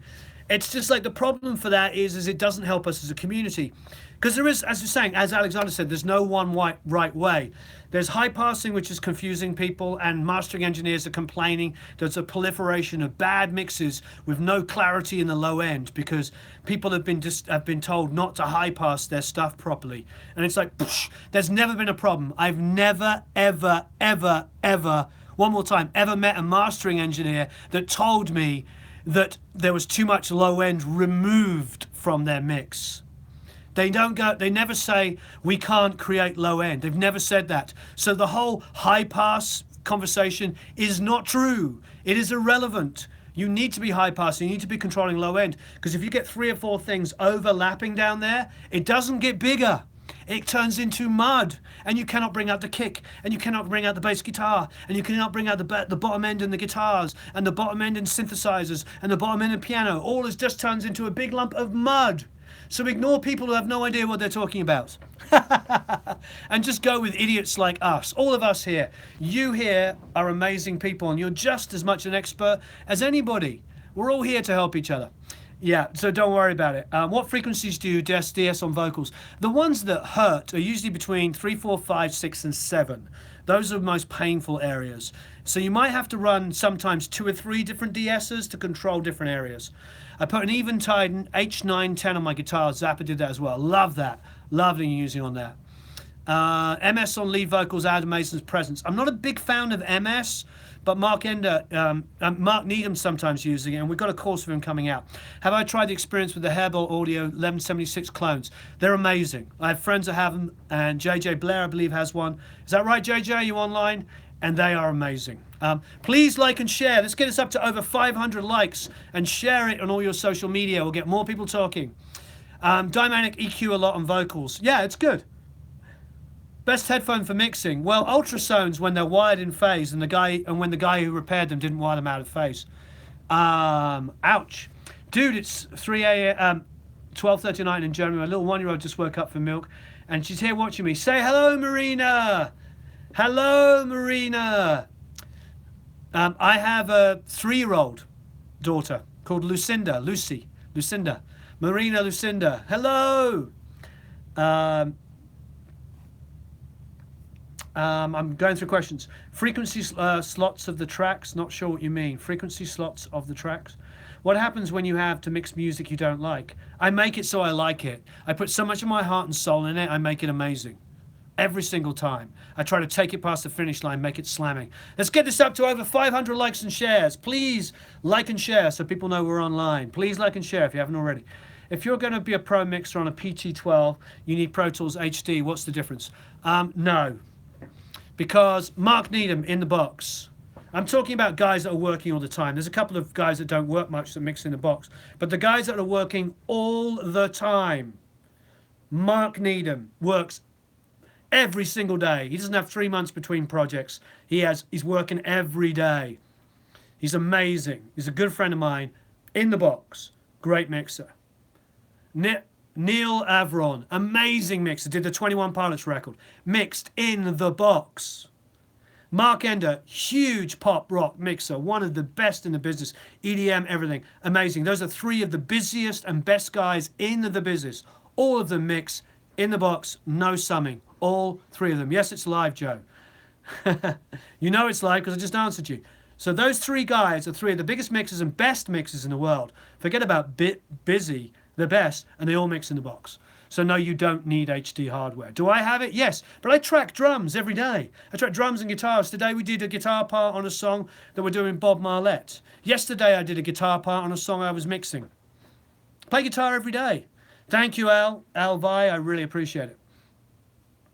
Big up for idiots like us. Yes, we're the idiots. I like being an idiot. I like being dumb. I don't want to be an expert. I don't want to be the guy that's telling everybody they're doing it wrong and coming from a place of superiority and self-importance. Heck no, I don't want that crap. You know what I mean? What do I know? just another guy like you. Let's make great music. Okay, so those headphones you thought were the Vintage King video. Oh, which ones were those? Which are the ones we liked? Were they the blue ones? I don't remember. There was. I can't remember. I'd have to go back. Trevor Rabin's amazing. Love your work. Thank you very much, Eduardo in Portugal. Yeah, HD, you're using it. HD basically, Waves have a new thing called SoundGrid, which allows all of my HD modules now to talk to Pro Tools 12. So I can run Pro Tools 12 native and use all of that stuff. That's absolutely amazing. You know, somebody says, how do they think of yourselves? Yeah, you've got to hold yourself in high regard and be confident. But don't be one of those guys that's telling everybody off. And just trying to become successful by putting other people down. That's not the way it is. It should be for helping each other, you know. I would never call out anybody by name and put them down. It's just not worth it. This is about helping each other. It's about having a really amazing community. Philip, do I mix in mono? No, I don't. I just check my mixes in mono. How often do you do analog summing these days? A lot when I'm using the SSL. What's the worst DAW? I have no idea. I think if you know your DAW inside out, that's the most important thing. So frequencies don't smash. Not what you mean. Budget for an SM7B? Budget pre? I don't know. What do you have as an I.O.? Keep with your I.O. first until you've got over $1,000. Thank you very much, Tisbonus. I've heard some good things about T-Bone ribbon mics. Ever used one of those? I haven't used them, no. But Toman's very cheap. Love the mantra, Warren. Couldn't agree more. Encourage and improve. Exactly. Encourage each other. Don't put each other down. Don't become those self-appointed experts based with no experience or nothing to prove it. You don't want to be one of those guys that's telling everybody else and there's nothing to back it up. Nothing to back it up, and mixes aren't even really that good. You don't want to be the one telling people how to mix when you can't mix yourself. I don't know. Akia VIP3 going on that bot. Don't know. Do I mix in mono? I answered that. No, just check. Energy leaving is, yeah, it's all about inspiration. Let's help each other. How often do you do analog some of these days? Hardly at all, unless I'm mixing a hybrid. If you're cutting frequency to fit, the mix changes the tone of a sound too much. How to overlap similar frequencies? I mean, low mids is the thing that you should be looking for to cut to create space. Every instrument has low mids in it. Not all have super highs, not all have super lows, but everything seems to have low mids. So you'll look for a lot of build up in the area. Which reference speakers should I recommend? I've got some new speakers coming up that I want to recommend. They're not out yet. Give me a couple of months and I'll let you know. Thank you very much, Tisbonus. I've heard good things about that ribbon mic. Every track recorded sounds different. General rules are good, but what you do sounds great. Yeah, that's the point, Prince. Do I check my mix by slamming into a limiter? Not slamming, but I might limit it. Optimum distance from a condenser mic from recording, probably about that far. I mean, sometimes I'll get closer if I want that warmth. If I don't, I'm usually about 10, 12 inches away. You know, some people go 18. I'm usually about that far away. I mean, up on here when I want it to be really intimate and they're whispering. Should I buy a DT1990? I love those headphones. They're amazing. If you can afford it, buy them. If you can afford those 1990s, buy them. I love them. We'll put out a recording violin or cello video anytime soon. I want to. It's a great idea. I've done some of that stuff, but yes. If your mix is finished but your master is still peaking, do you turn all your tracks down together or check them individually? Oh, How much is it peaking by? If it's occasional peak, I just let it go. If it's slammed, then you're going to have to pull everything down. If it's occasional, clip, clip, clip, I'll let it go. But if it's clip, clip, clip, clip, clip, clip, clip, then you've really got to do something about it. Because an occasional transient hitting for 1 nanosecond is not going to be a problem. But consistent clipping is going to sound awful. Please like and share, everybody. You will rock. The more people on, the more talking, the longer we go. So please like and share. Please rock some schnizzle out from it. You're awesome. Warren, thank you for the live video. I have a question. How many modern pop songs has this very in-depth sound? I seem to miss it when mixes. Is there something that could be hardware related? I don't know about that. I think that there's a sheen. There's less high mids now than ever before. It's a lot more controlled. Thank you. I think ribbon is difficult to get cheap. Yeah, I mean, Sontronics, they do cheap ribbons that sound pretty good. I have a couple of those and they get great results. HD is essentially just out of the box summing. I mean, sort of. It's out of the box I/O, so I mean, it allows you to go in and out. So it's just high quality I/Os. Thanks, Brad. Thank you. Love from Los Angeles to the UK too. I'll be back there in a couple of weeks. How do you record acoustic jazz? Very well. You know, distance miking, ambient miking, accent miking. Not a lot of direct miking. Some direct miking, but you want the sound of everything. What do I think about the newest MacBook Pro? I haven't got one yet. Best accurate monitor for mixing. It's very, very preference done. If you're going to spend a lot of money on monitors, then you need a very well treated room. Do not buy $10,000 worth of monitors in an echo chamber. You do not want to do that. So make sure that you've got a really good sounding room before you spend a lot of money on, spending a lot of money on decent speakers. Ever used Cascade Fathead ribbons? Yes, I have. De-essing, EQ de-esser. I would go EQ DS, EQ DS, EQ DS, but I always put a de-esser first before I do anything else. In the box or analog, both. Depends on what you're going for. Should you do a review on new antelope refaces with Plea plugin? I would love to do that. I've heard good things about it. How do you record drums like the Dead Weather? I know it would be hard without the same kit. I have to go and listen to it now to figure out what their room is and figure out how important the room is. If the room's that more important, then you could do it in any situation. You could just use reverb and delays. You've used a lot of Audient interfaces, and I've also used Focusrite, and I've used Lavery, and I've used Apogee, and I've used Apollos, but of course, Avids. How would you compare the converters for mixing more high-end dedicated converters? When I do the mixes in the box, they're all through the Audient, just so you know, and they're through the smallest ID4. I use the ID4 when mixing the box. John Brandt is great and affordable. John Brandt, that's Brandt. I love him. John Brandt. Hello in Greece. I love Greece. Going to be there in a few months. Was there last year. Going to be back again. I love Greece. One of my favorite places in the entire world. We had more fun in Lindos for a week than anywhere. We're going to be back there for a couple of weeks. We love it. Love Greece. What a beautiful, beautiful country. The history of civilization, Greece. I mean, the Romans came along and stole Greek culture. You know, not taking anything away from the Romans, but let's be honest. Our alphabet is basically Greek, you know. Yeah. I love Greece. Greece, everybody, I highly suggest it. If you are in, and music and Pythagoras and, I mean, come on. Greek culture is unbelievable. Unbelievable. Wow, you were born in Church Crookham, and now you're in an order shot in the Algarve. I was born in Church Crookham. I was born in my parents' bedroom. Where in Church Crookham? Give me your address. You have to tell me, where were you? Where were you? I was born in Church Crookham. What was your address? Wow, more Greeks. Fantastic. That's amazing. I love Greece. Yeah, we went there for a week. We were in Lindos for a week. It was paradise. Wow. Thoughts on Periphery. Fantastic band. Lots of metal in Greece. Yeah, Greece is amazing. Rhodes. Oh, beautiful. Athens, amazing. Oh. Yeah, what have the Romans ever done for us, apart from irrigation, roads, healthcare, education? Okay. Puerto Rico, Greece is a word, yeah. Oh, you're Greek. Lots of Greek people. Democracy, yeah. Concrete, architecture. We love Argentina too. Hey, I'm a fan of football. Why isn't the VRS8 coming out yet? I'm not sure. I was supposed to have dinner with lunch with him yesterday. Stephen Slayer. I was supposed to have lunch with him yesterday. I have to follow up on that. And I was supposed to have lunch with Greg D'Angelo today. Favorite style of coffee? Greek coffee. Have you had Greek coffee? Amazing. Rest my case. Soccer, football, yes. Ear training tips for Warren for the group.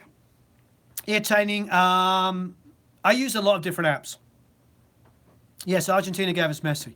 They gave us Messi, they gave us Maradona, they gave us a 1978 World Cup winning team, which was unfreaking believable.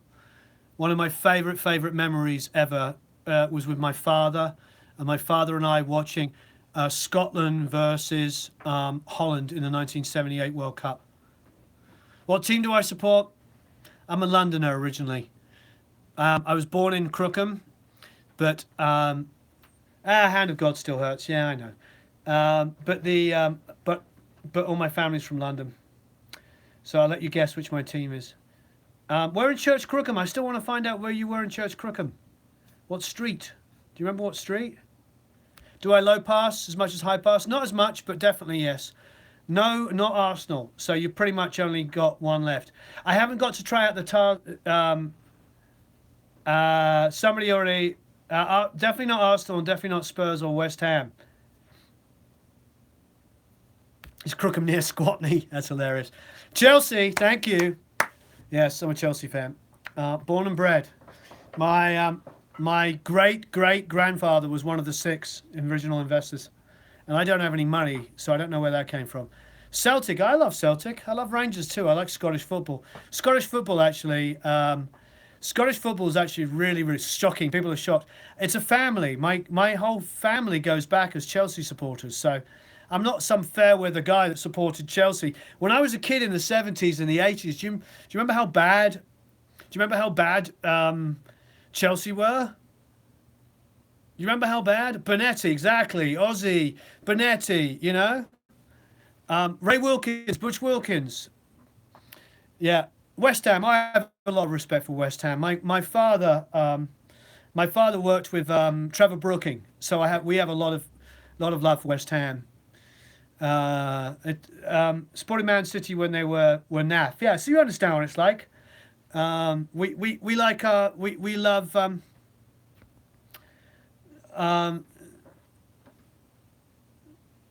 you know, oh, I don't know about that. That was what I wish Chelsea would buy a decent striker. They haven't had a decent striker. That's the problem. They lost their best striker. Anyway, let's get back to music. Please like and share. If you can like and share, the more people that get online, the longer we stay on, the more questions, the wonderful it is. We won't talk about Chelsea. We'll talk about music. Please like and share. Taking a career, it's like, I don't know if it's $1,200. I think it's 1,200 euros, but you can find it. Thanks for the great videos. Thank you. How much low end do you think is appropriate for lead vocal in the mix? It really depends. If it's a vocal on acoustic guitar, you can get a lot. Somebody says, what's Coaster's vocal chain? Too late, he's gone. It's probably a kick in the shin, isn't it? It's a new compressor called the kick in the shin, the Coaster kick in the shin. He was a dirty player. Andy Wallace's mix is low, yes. Like and share, thank you. Yes, please like and share. Ever record? I'm trying to get... Do I low pass slightly? Yes, I do low pass slightly.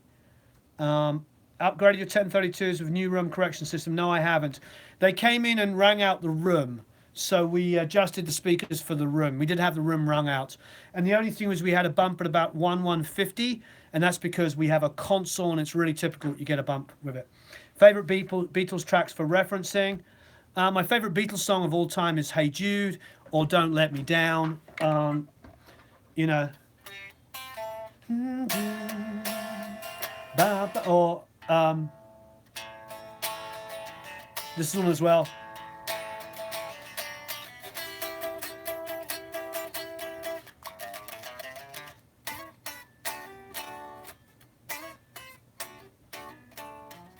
You know, everybody had a good year.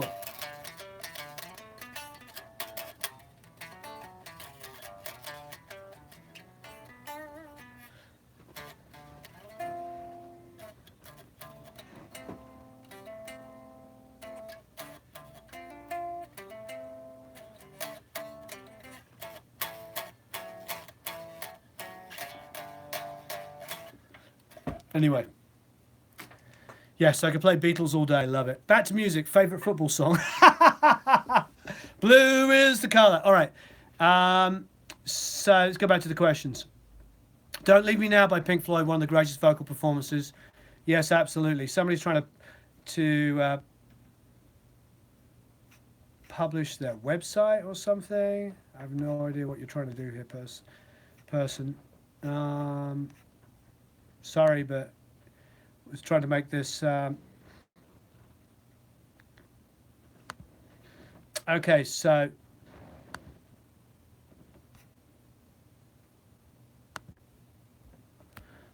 Okay.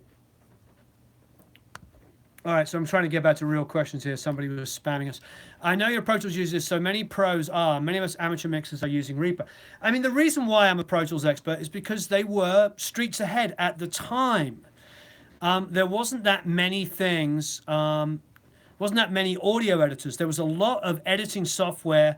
Yes, wonderful spam. A lot of editing software that would do great work with MIDI. Cubase and Digital Performer were wonderful, but their audio editing wasn't very good. So what happened in the mid-90s is Pro Tools just kind of like took the ball and ran with it and just really ruled with editing software. So now, you know, there's so many of us that have been doing this for a long time that we grew up using Pro Tools. I grew up in the 90s using Pro Tools, so that's why I'm on them, and I know it back to front. Don't Leave Me Now, yeah, amazing vocal. Work with some 1176 clones like the Hairball or something. Yes, they're great. Recording of Soundgarden, Brian May doing New Damage. Chris nailed the vocal, raised his game. Can the introduction of a different musician lift the vocals when it's not quite working? I think so. I think if you're an incredible singer, you want to sing over some incredible music. I agree 100%. Yeah, try the 1173. Can you publish the 1173 link? Is it also under the video? Yep. Look under the video. There is a link to the 1173 put there by the wonderful Mr. Eric. Ladies and gentlemen, Eric. Woo! Thank you. Thank you. I do what I can. Loads of Reaper nuts on YouTube. Yeah, there is. I mean, I'm all for it. I have no allegiance with any particular DAW. Does coffee help your work process? Well, I hope so, because I'm drinking a frickin' bucket load of it. Best time ever to record with different types of DAWs. Yes, it is. What's your go-to DI box for bass guitar? Can you hand me the Acme? Ann C, just joking. Ann, I missed your joke. Oh, you're talking about amphetamines. Ann, you're up late, aren't you? Okay, this is my favorite DI. Disclaimer, it is not cheap. It's not cheap. It's about $400. It weighs, it's like, basically, if it dropped from 4 inches above my head, it would knock me out. It weighs a ton. It's got a massive transformer in here. They're all handmade in Detroit, and it is a recreation of a Motown DI. And basically what it is it's got a level control here. It's an attenuator on a huge transformer. You plug in here a DI on a bass guitar, and it immediately sounds like exactly the way you want to. Has so much low end. It's great. It's really, really good. That is absolutely freaking amazing. It's not cheap though. It's not cheap. That's what I would highly recommend. How far is Shelley? Oh, I think Shelley's new studio is done. I'll go back there and do a new filming. Thanks, Rolf, for reminding me. We're going to go back and film that.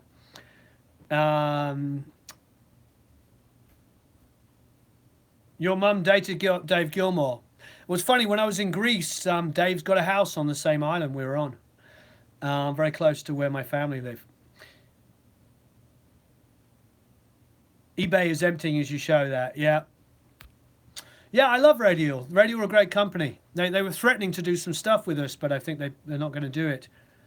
It would have been good. We could have talked about a lot of their stuff as well. I really like a lot of their DIs, and I know that I've had a lot of my Academy members buy them because we highly recommend them. Watched the documentary, and apparently Pro Tools originated on the Amiga. I can believe it. The Commodore Amiga was one of the most forward-thinking, most advanced computers ever designed. If there's anybody here that hasn't liked and shared the video that's watching, please do it now. I'd really appreciate it. Hey, Ron, or Shuzzies. Favorite prog bands? Oh, don't get me started on favorite prog bands. All of them. Caravan, Camel, early Genesis. Actually, all Genesis. I like all Genesis. Peter Gabriel solo. I love so much stuff. Caravan are a huge fan. I'm a huge fan. National Health. You know, Gong. Henry Cow, Can. Um, there's so many. So King Crimson. Um, I don't know where to stop, or whatever. Emerson, Lake and Palmer. So or Melt. And Melt's one of my favorite records ever. Um, you know, all of this stuff. I love prog. Like English Canterbury sing prog. Freaking believable. Love it. Absolutely love it. Yeah, Gong again. Yeah. Favorite audio music joke? I don't know. They're all musician jokes. I'll offend so many musicians. Have you taught me everything I know? Well, thank you, Elva. I appreciate it. Thanks ever so much for a great morning. It's very informative, and I'm looking forward to being part of the academy. Prog out, dude. I will prog out. Thank you. Bass players. Yay! Glenn Fricker is online, ladies and gentlemen. Glenn Fricker is online. So do you want? We should tell some bass player jokes then. What is it? What do you float? What do you throw a drowning bass player? His amp. What do you say to a bass? What do you call was it a bass player without a girlfriend? Homeless. So. Yeah. But it used to be all drummer jokes when I was a kid. I could beat you with the homeless. I bought a Dynacord Echo for $20 yesterday from a garage sale. I'm scared to plug it in the wall. Oh, send it over to me then. And you can send it to me. I'll send you my email address. You can send to me. How do I know there's a drummer at the door? The knocks get faster. How do you know when a singer's on the door at your door? The knock, doesn't know when to come in and can't find the key. Led Zeppelin, Queen, cool, but not enough about Led Zeppelin. Oh, I love Led Zeppelin. I'm a huge Queen fan and Led Zeppelin fan. My mate said he wanted to be a drummer. I said, no, be a musician. Oh, here, the best one I ever heard was, what's the difference between a pizza and a drummer? A pizza can feed a family of 4. Boom, ching. What's the difference between a musician and a mutual fund? A mutual fund will eventually mature and make money. Yeah, little Johnny's walking along with his dad, and his dad says, Johnny, what do you want to be when I grow up? And little Johnny says, when I grow up, I want to be a musician. His dad says, you can't have it both ways. Anybody get that one? When I grow up, I want to be a musician. You can't have it both ways. Okay. I'm getting a nod. Just making sure. Eric, did you understand that joke? Okay, good. Just want to make sure. Be here all week. Don't forget to tip your waitress. Yes, exactly. Groan, says Glenn. We get it. Got it. Okay. Yeah, well, you know, I'm assuming you did. That hurts. What do I think about the iLive monitors? I really, really like them. I'm really enjoying them. Hey, Donnie. Oh, by the way, hey everybody who's going to be at the masterclass in June. It's already sold out. We sold it out immediately. Thank you, everybody. Donnie's going to be there. I believe David's going to be there. You're going to be there, aren't you, Donnie? David. My wife is going to be there. It's going to be for those fans of hers. And yeah, it's going to be wonderful. Who else is going to be there? You missed out. You should have joined. Yes, sir. Donnie, David. Oh, you're not coming, David? I thought you were there. Sorry. I'm sorry. I didn't mean to make you feel bad. And then I'm sure Glenn will be around. Won't you, Glenn? You're going to be at NAMM. Glenn will be there. There'll be a lot of people. Andrew Shep's in here, and my 3 favorite mix engineers would be Gad, Warren, Glenn, and Andrew. Well, thank you ever so much, Stein. Sean Johnson, you're going to be there at the masterclass? Fantastic. Okay. Anybody that's I'd love to do a Abbey Road thing. Anybody that's going to do the masterclass,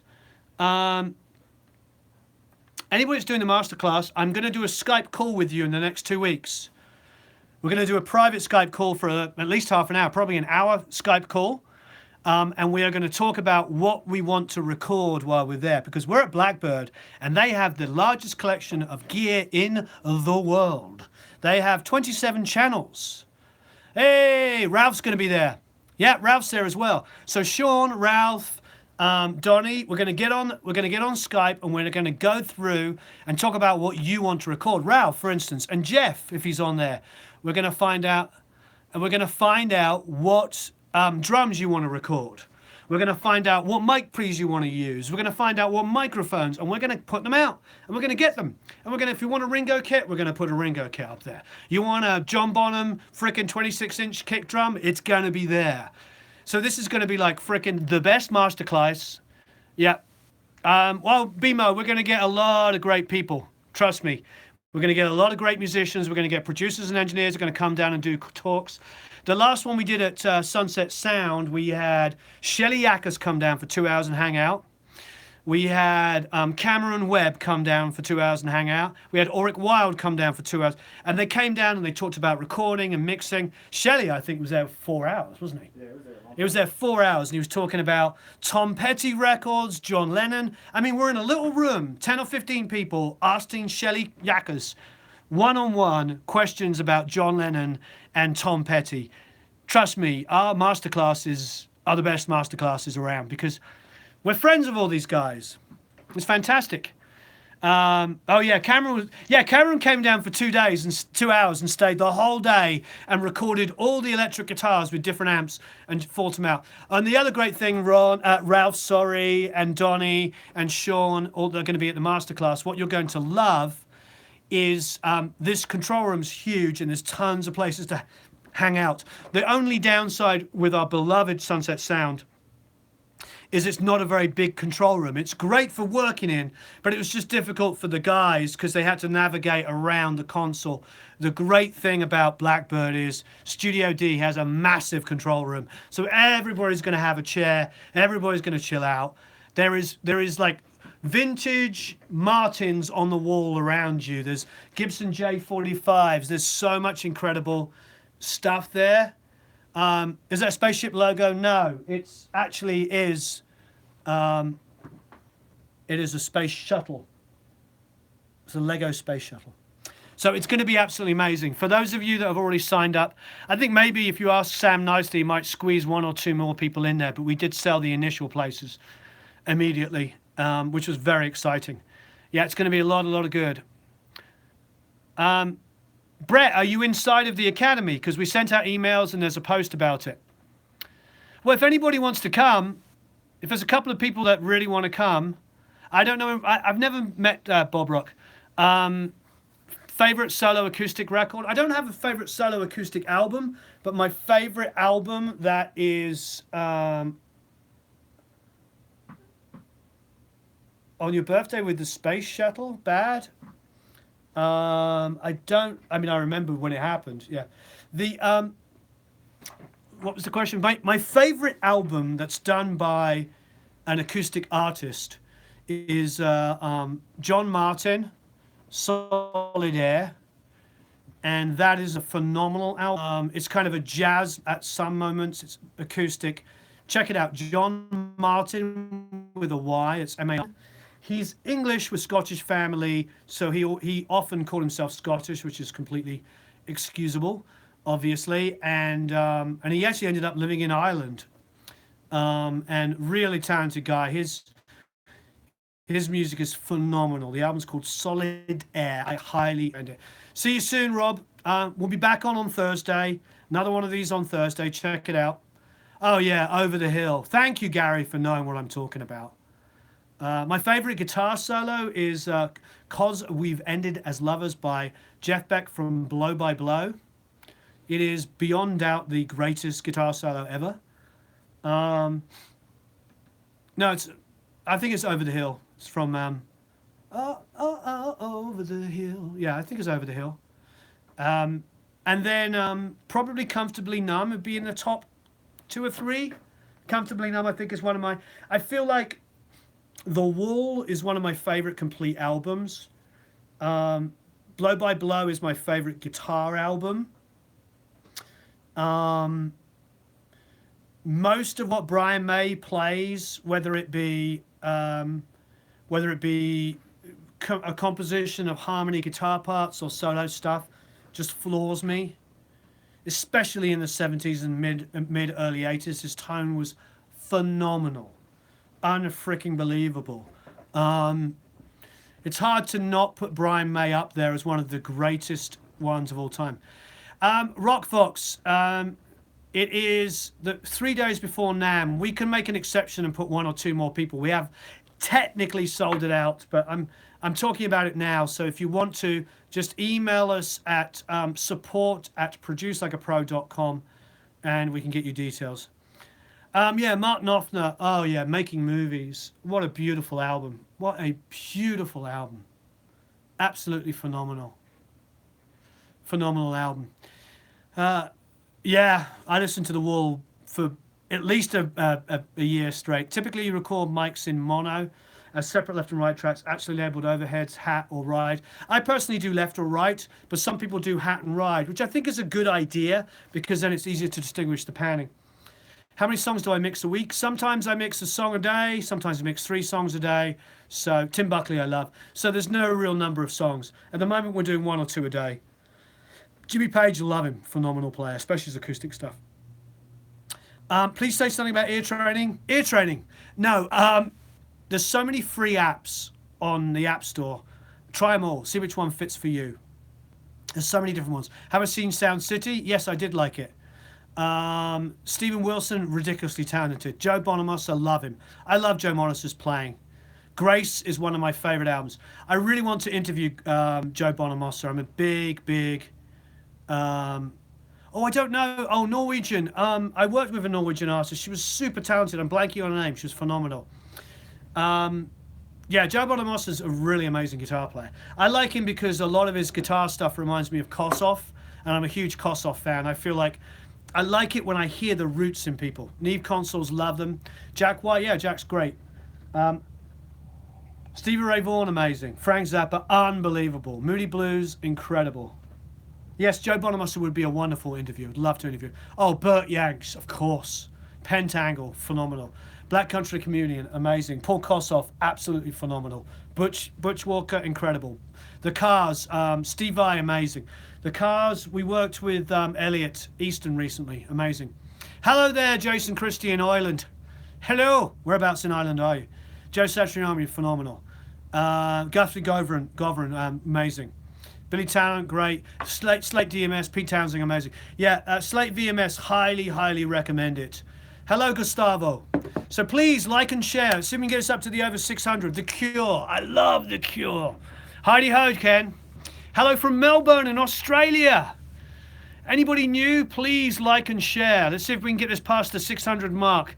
The more we like and share, the more people come online. Zach Wild is phenomenal. Elliot Smith, yeah, I like him. Not the hugest fan, but I like what he did. Yes, Donna, yes, The Cure, amazing. I like Elliot Smith. I'm more a fan of, like, when it comes to the acoustic stuff, John Martin, huge fan. He's John Renborn, yeah. Tame Impala, great band.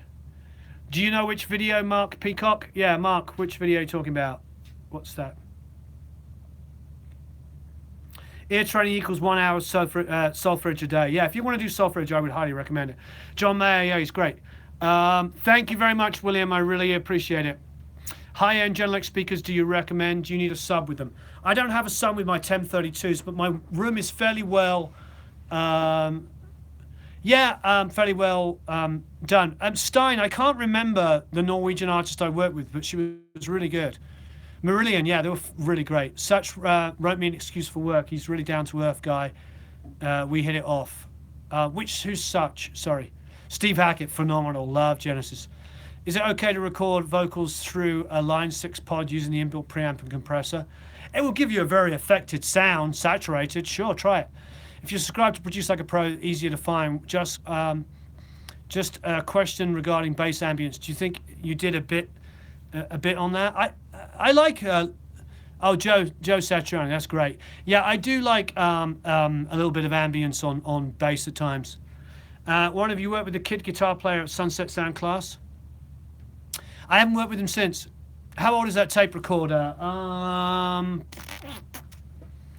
think it's late 70s. It's a Mark II Studio A80, so maybe 78. So it'll be 40 years old. Have you been fooled by a drum program thinking it's real? Not really, because it's tough. Because when live drums get too sampley, they sound like drum machines. And when drum machines get too real, they sound like samples. So it never gets to that point where you ever think it's completely natural. I'm trying to design and build one with Glenn, who's online at the moment, which will blow all of those ones away. So stay tuned for that. Bye, Anne. Nice to see you. Anne is one of our Academy members. So it's really great. I used the blackface model Old British Lustrophone, vintage radio voice for everyday vocals. Top end is all rolled off. That'd be interesting. How can I get electric 12-string sound out of a 6-string? You need 2 6-strings, one tuned with the high strings, and then you can double every part. So get a cheap, really cheap 6-string electric and string it high-strung like Nashville tuning. I do a video on Nashville tuning. You should be able to find that. Which studio monitors would you personally pick for a small, medium? Adam, Yamaha or Genelec? Cheers from Bolivia. Depends on the price range. Yamaha going to be the cheapest. Genelec will be my favorite of those, but Adam make great ones as well. Comes down to price. If you can go for price, then obviously the Yamahas. What do you think about quantizing of drums? Depends on the song. If it's an EDM track and I want it to be then I'll quantize it. If it's got a song with groove, I'll stay the heck away from it and only correct a drum part that seems to be obviously out of time. Otherwise, I'll let it groove. I think there's ear training online resource or a book you recommend to know Logic Pro X. Yes, we have a. Can you put up the Logic Pro X course that we do from Pro Mix Academy underneath? So we do a full 10-hour course on how to use Logic Pro X. Watch out for it. It's going to be in the chat and also underneath, under the video. What do I think of Blue microphones? Love them. They make great mics. Mellotrons are tape loop sound great. Beatles used them. Yes, they did. Donny Hathaway vocal recordings. Any ideas how and where? I don't have any details. I do love those Neumann KM410s. I hear great things about those Neumann speakers. Is there a particular training school or learn yourself? I learn myself, but schools are, if you're the kind of person that likes to go to school and go to university and learn that way, then school is for you. It really comes down to what works for you.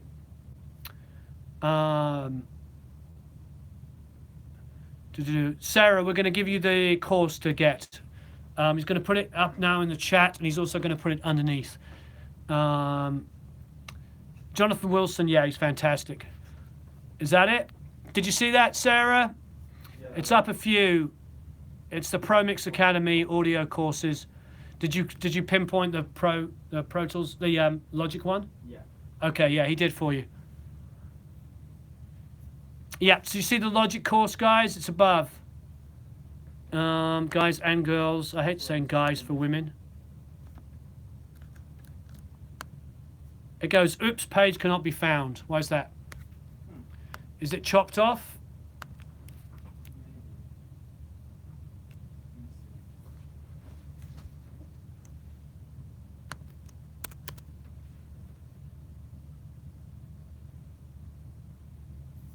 I mean, I got it to work by redoing it. Okay, everybody, can you put it underneath? It's going to be underneath. So Eric is now adding it underneath the video. So if you scroll down underneath the video, you'll see the Logic course there. Please like and share. I'm really enjoying doing this, and I'm fine with going on for as long as you like. As long as you're liking and sharing it, it lets people join in. So the more people that join in, the more I'm happy to answer questions. So please like and share. If you're new on and you haven't liked and share, please do that. It helps YouTube know that tell people that we're online. It works really great. Tycho Negative of Black Sabbath scared the schnizzle out of me. Yeah, I hear you. I love Black Sabbath. They're one of my favorite bands. Love Tony Iommi's guitar tone. That Laney amp is one of my favorite guitar sounds ever. Can you mix and master completely out in the box nowadays, or some hardcore need to master? No.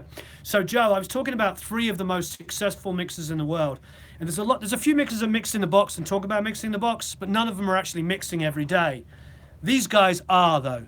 These 3 I'm about to tell you about all mix in the box and are some of the biggest mixers, producers, and engineers in the world. Number 1, Neil Avron mixed the whole of the 21 Pilots album in the box. That is one of the biggest selling albums of the last X number of years. 21 Pilots, last album, mixed by Neil Avron, entirely 100% in the box. Mark Needham works every single day. Every single day Mark Needham is mixing and completely now works in the box. Now we're talking about mixers that mix every day, not guys that work occasionally. I'm just talking about guys that are like you know, they're not like tutorers or whatever like that, but they're actual professional mixers. So Neil Avron, Mark Needham mixes every single day. Thank you from Newcastle. Newcastle. I remember when I used to drink Newcastle Brown Ale, delicious. Anyway, and great football team. So Neil Avron, Mark Needham, and then Mark Endert, who I believe is the greatest mixer in the world, mixes entirely in the box. So with the guys that are working every single day and are mixing hits after hits after hits, singles after singles, you know, these guys like are non-stop. I go to Mark Needham's, he's got like 3 songs up on the console a day. He is working, and he starts work at 5 o'clock in the morning, he said? Yeah. 5 o'clock in the morning. Yeah. Oh, I love, When I Drunk, you sound like me, Mr. Watchman. Best vocal editing software. For me, Stefan, I have to say Pro Tools. But for those watching that use Studio One and Reaper, they'll say that, and that's okay. What's the channel strip question? Sorry. Do you use MD421s? No, I don't use 421s on toms anymore. Yeah, don't use them anymore. How can you add a... I'm trying to find that question, I'm sorry. I'm not the greatest mixer in the world, but thank you. Yes, I use the Mini K47 all the time. It's a wonderful microphone. And we just did a giveaway on it. By the way, anybody new, please like and share. The more likes, the more shares, the longer we stay online because more people come on. It lets people know that we're online, so please like and share. Best DAW is the one you really know, I agree. So please like and share. I own a Kramer electric guitar through Noddy, $200 to $400 humbuckers. I can look into it and play metal. I want the guitar to squeal. Anybody? I mean, Sean, you should be able to get that. And for me, for pickups, when I've upgraded, I've always personally upgraded to Seymour Duncan's. However, I work a lot with Ace Frehley. In fact, we're mixing a track of his at the moment for his album, and he uses DiMarzios. And the Super Distortion DiMarzios are phenomenal. But I am personally a Seymour Duncan fan. Which reference monitor speaker do you recommend, and how should you have a few pairs? Yes, I have 4 pairs of monitors. I have iLouds, IK iLouds, small baby Genelec 1032s, and Unity Super Rocks. So I have 4 sets of monitors, 2 sets of headphones, Ultrasounds that got repaired and wired out of phase. Sorry, Ultrasound, or who repaired them? What's the name of the guy? And then Bayer 1990s. Yeah, exactly. Bayer 1990s. I just can't believe that he's disputing that he didn't wire them out of phase. Yeah, I know. Amazing. And Bayer 1990s, which sound phenomenal. And of course, earbuds. Thoughts on Avenged Sevenfold? They're great. They're really good. I really particularly like their first couple of albums. I feel like what they were doing right at the beginning was really, really exciting. The last few years, I didn't dig it as much. But I think that's true of many, many bands. The first albums were just phenomenal when they're breaking down barriers. Have you tried Fender in-ears? No, I haven't. But I do like... do you check your mixes on smartphones or speakers? Yeah, we do. It's tough. You won't get any low end of kick, but you'll get the click of the kick. Any experience with Sony MDR5s? Yeah, I know those really, really well. Okay, so this is the channel strip question. Do you recommend using a channel skip on vocal chain or separate preamp? Compressor, DAW, George, Utah, coming back to SoCal this week. Interesting. I used to... Yeah, shitty earbuds, sorry. Crappy earbuds. Schnizzle earbuds are good for checking mixes. I used to use the R channel all the time, and I really liked it. Now I don't use it as much, and I tend to use separate plugins. That's all I can say. That's just me. That's what I do. I like to stack them in the order I want. Did you get a chance to check out the Foxygen album Hang yet? No, I didn't. From first 50 Stones albums were good. Actually, I thought it was the first 275 were good. I think the last 1250 weren't that good. How do you audition multiple vocal mics at the same time? Do you own any of those clips? Thanks, Michael Jones, in Gold Coast of Australia. I don't know. I mean, it's tough. You're going to have the capsules are always going to be... You can't. You put the 2 capsules like this. Maybe you're singing to the middle of both. I don't know. Your head moves to one side slightly. You're off axis. It moves up. It's more low end. I mean, I don't know. Please like and share. Let's get to 600. Track Studio 6 totes, but for more, I'm asking and bring the vocal forward. What's your band called again? My band, or I don't have a band anymore. I'm out. Bye, Warren. Bye, Nothing's Nothing. Sarah, vintage Lexicon processors are fabulous and often fabulously cheap if you keep your eye on for used units online. I agree. What mics do I use in the toms? Oh, my old band, Star 69 or Disappointment Incorporated. Oh, I like Muse. I like actually almost everything. I like all the new Muse too. I think at least they're pushing the boundaries, you know. Now on tom mics I use, to be honest, if I can, I use large diaphragm condensers if I don't mind the guy occasionally hitting them. It just makes them sound better, I'll just be honest. Do you always use a click when recording? Not always. It really, yeah, it really depends. Do you recommend an affordable pair of studio monitors? I'm working with a new company that'll be coming out in a few months. Check them out. How often do you change drum heads in your studio? Not that often. Hello, Curtis in Norway. Please talk about vocal EQ. How would you EQ vocals and why would you use EQ settings you use? I like to brighten vocals, but DS as well, so don't get too harsh. I like to get rid of high pass, so not to have too many low lows in there, so it doesn't interfere with other instruments. And I usually look for nasal frequencies between like 450 and 800. 600 can be a really problem area for vocals, and maybe pull those out. All right, we've got like 10 more minutes before my phone runs out. Like and share, please. Please like and share. We're at 586. Let's see if we can get it over 600. That would be amazing. 261 people left online. How do you get rid of rattle from bass amp? Snare rattle from a bass amp? I don't know. I mean, turn off the snares. I mean, I'm not sure. You know, I'd turn off the snares before you're recording. Thank you, Jack. Hello from Canada. Favorable, affordable mixed bus compressor. The Creme. The Creme. It's a freaking €1,200 device, like 1,300, but it's a Pultec and an SSL bus compressor in one. Hey, Walker. How are you, my friend? Would you agree that Close Tonight for Refurbishing would be the worst possible band name of all time? I mean, excuse myself in trying to come up with the worst. You might be right, Sarah. It could be the worst possible name, but for some really obscure emo band, it could be really cool. We're at 589. Let's take it over 600. I feel like I'm doing the what are they, the when they're trying to raise money for a charity. We've got 1 million. We've got $15 to go for $1 million. Please like and share. The Creme, yeah, it's made by Tegeler, and it's freaking awesome. Jerry Lewis Telethon, yeah, exactly. It's like a Jerry Lewis Telethon. Do I have a Patreon? No, I don't. Hello from the Netherlands. But you can sign up at producelikeapro.com. Go to producelikeapro.com, sign up for the Academy. It's either $17 a month or it's $169 a year. And basically, you can go online and, yeah, Tegeler's amazing. And you can download a multi-track every single month. Raffle something, yeah. I'm going to raffle Eric's hairpiece. Oh, God. All right, get out the scissors. Let's cut his hair off. Like and share. Whoever likes and shares, you increase your chances of winning Eric's hair. Eric, come over here. Give me some scissors. I'll stay over here. Acoustic guitar and vocal only song. Would you stack acoustic tracks to make it sound full? Not if it's just a live acoustic vocal. I'd keep it like it is. Money for Eric appeal, yeah. How much for the first bid? Eric to get a haircut. Have you ever used the Tascam interface? No, I haven't. I have heard different things. Some people love them, some people don't. I don't know. What time, UK, do you usually do your live stuff in the Academy? I usually do morning, so it's going to be about early evening. Thank you ever so much, Ron. I usually do 11 a.m. Today we started later, but usually 11 a.m. And the reason why we do that is it's for people in Europe can watch it in the evening and all over, and some people during the day in America. Thank you very much. David says, sign up for the Academy. Thank you ever so much, my friend.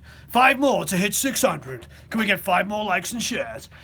Did you interview with a dude from Acoustic Treatment Company with new technology once? What's your opinion on those acoustic panels? I mean, his rooms sound great, but Hanson Shure gets a lot of negativity, but his rooms sound great, so I don't really know what to do. John Brandt, I did an interview with him. Check out the John Brandt video.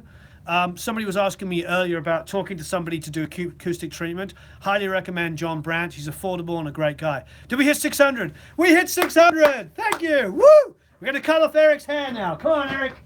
Oh, we're going to cut off your hair. We're auctioning Eric's hair. What would I do if I just like now hung like I had this like wig? I was like flying it in front here like Eric's hair. We auction off 212 or 412, and why? What would you recommend to buy brand wise? 212 or 412? Oh, cab. It depends on what you got. With a Marshall, I've been using Tone Tubby because they're Hent speakers, and they just sound a little bit darker. I love it. Oh, Scatterbrain, what an amazing, amazing song. Maybe Eric should do what? I've never had a problem with latency running 64 buffers and 12 channels at once. No, I agree. Intern abuse, call a lawyer. He's not an intern, he gets paid. Liam's the intern, and he's not being abused. Quickly, go and abuse him. Yes, I love my Tone Tubby. It's absolutely amazing. Mark, I believe for the LEM 76 is Funky Junk. Mark told me Funky Junk. I thought you were going to shave both of your heads. Oh no, I'm not doing that. I'll get killed, Sarah. My wife will kill me. I revoke my like and share. Again, you're messing with me. Sarah, did you click on the link for Logic Pro? It's down below. The course is down below for those of you who want the Logic Pro course. And for those of you who want, please join the Academy. It's amazing. It's full of lots of amazing people like this. I pay my intern. No, one is interning. He's Liam over here. Is our resident Irishman. Is interning. Over there, Eric with the soon-to-be bald head is paid. Yay, Liam, says Sarah. All right, so, yeah, the preamps are okay. I mean, I don't have a lot of experience. I run through some Acoustica stuff, and they sound fantastic. Walker's only bidding $5 for Eric's hair. Funky Drunk, I bid $1 trillion. Wow. Oh, you can take it. He said he'll take it. How do I select interns? They have to be pretty... If you want to intern with me, you have to be on it, because I am so freaking busy. If you don't chase me, it ain't gonna happen, because I'll send out an email. But if the person isn't chasing me, it's not gonna happen. Oh, American, you sold? $5.50 for the hair. Hey Warren, do you have what do you have next to work on? Well, I'm finishing up Ace Frehley's album, and then I'm starting the Matthews album. You want to be you're in Glasgow and you want to be an intern? Yeah, I mean, get yourself over here legally, not illegally, but legally. Get yourself some money to start off so you can survive, and get yourself a car so you can drive around. Mesa or Engel cabs, both, love them both. Awesome guitars, thank you very much. Thank you everybody for watching. This has been absolutely fantastic. Do we have any last minute questions? Have you used Midas console? Yes, I have. I love Midas stuff. I wouldn't say what to recommend. The Yardbird's still on. Yes, it's still on, but they haven't even started yet.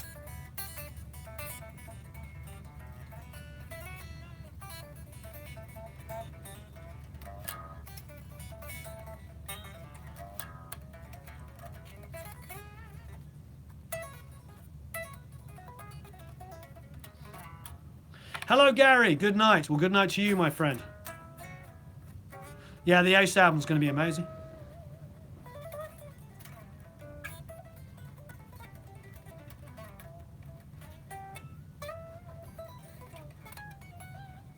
$132, and you're still there in Germany, Ralph. Who's playing on the album? I think it's common knowledge, isn't it? Eric Singer's on it, and he wrote, and there's a few other people, and he did write a couple of songs with somebody very, very, very, very well known and very close to him. 2:30 in Finland. Hello there in Finland. Any chance of an interview with Daniel Lanois one day? That would be great. Must be hot where you are at. Not at the moment, because the AC is pumping. Yeah, it's Sarah. It's actually a Yamaha. It's a Revstar. I really like it.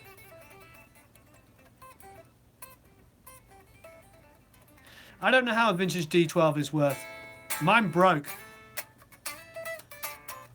It's not really winter in Los Angeles. And we have so much expensive and very warm gear in here that what ends up happening is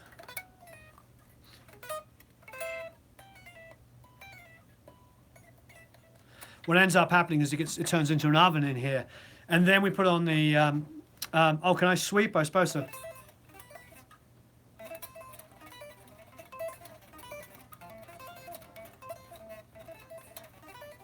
I suppose I can.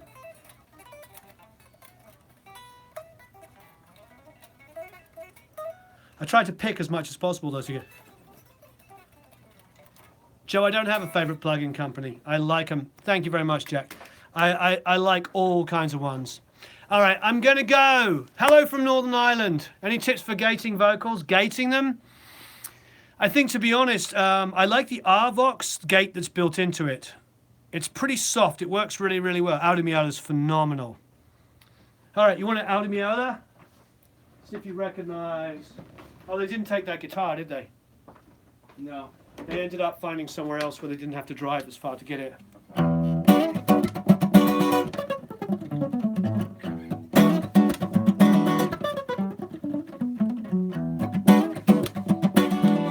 And then the bass lines.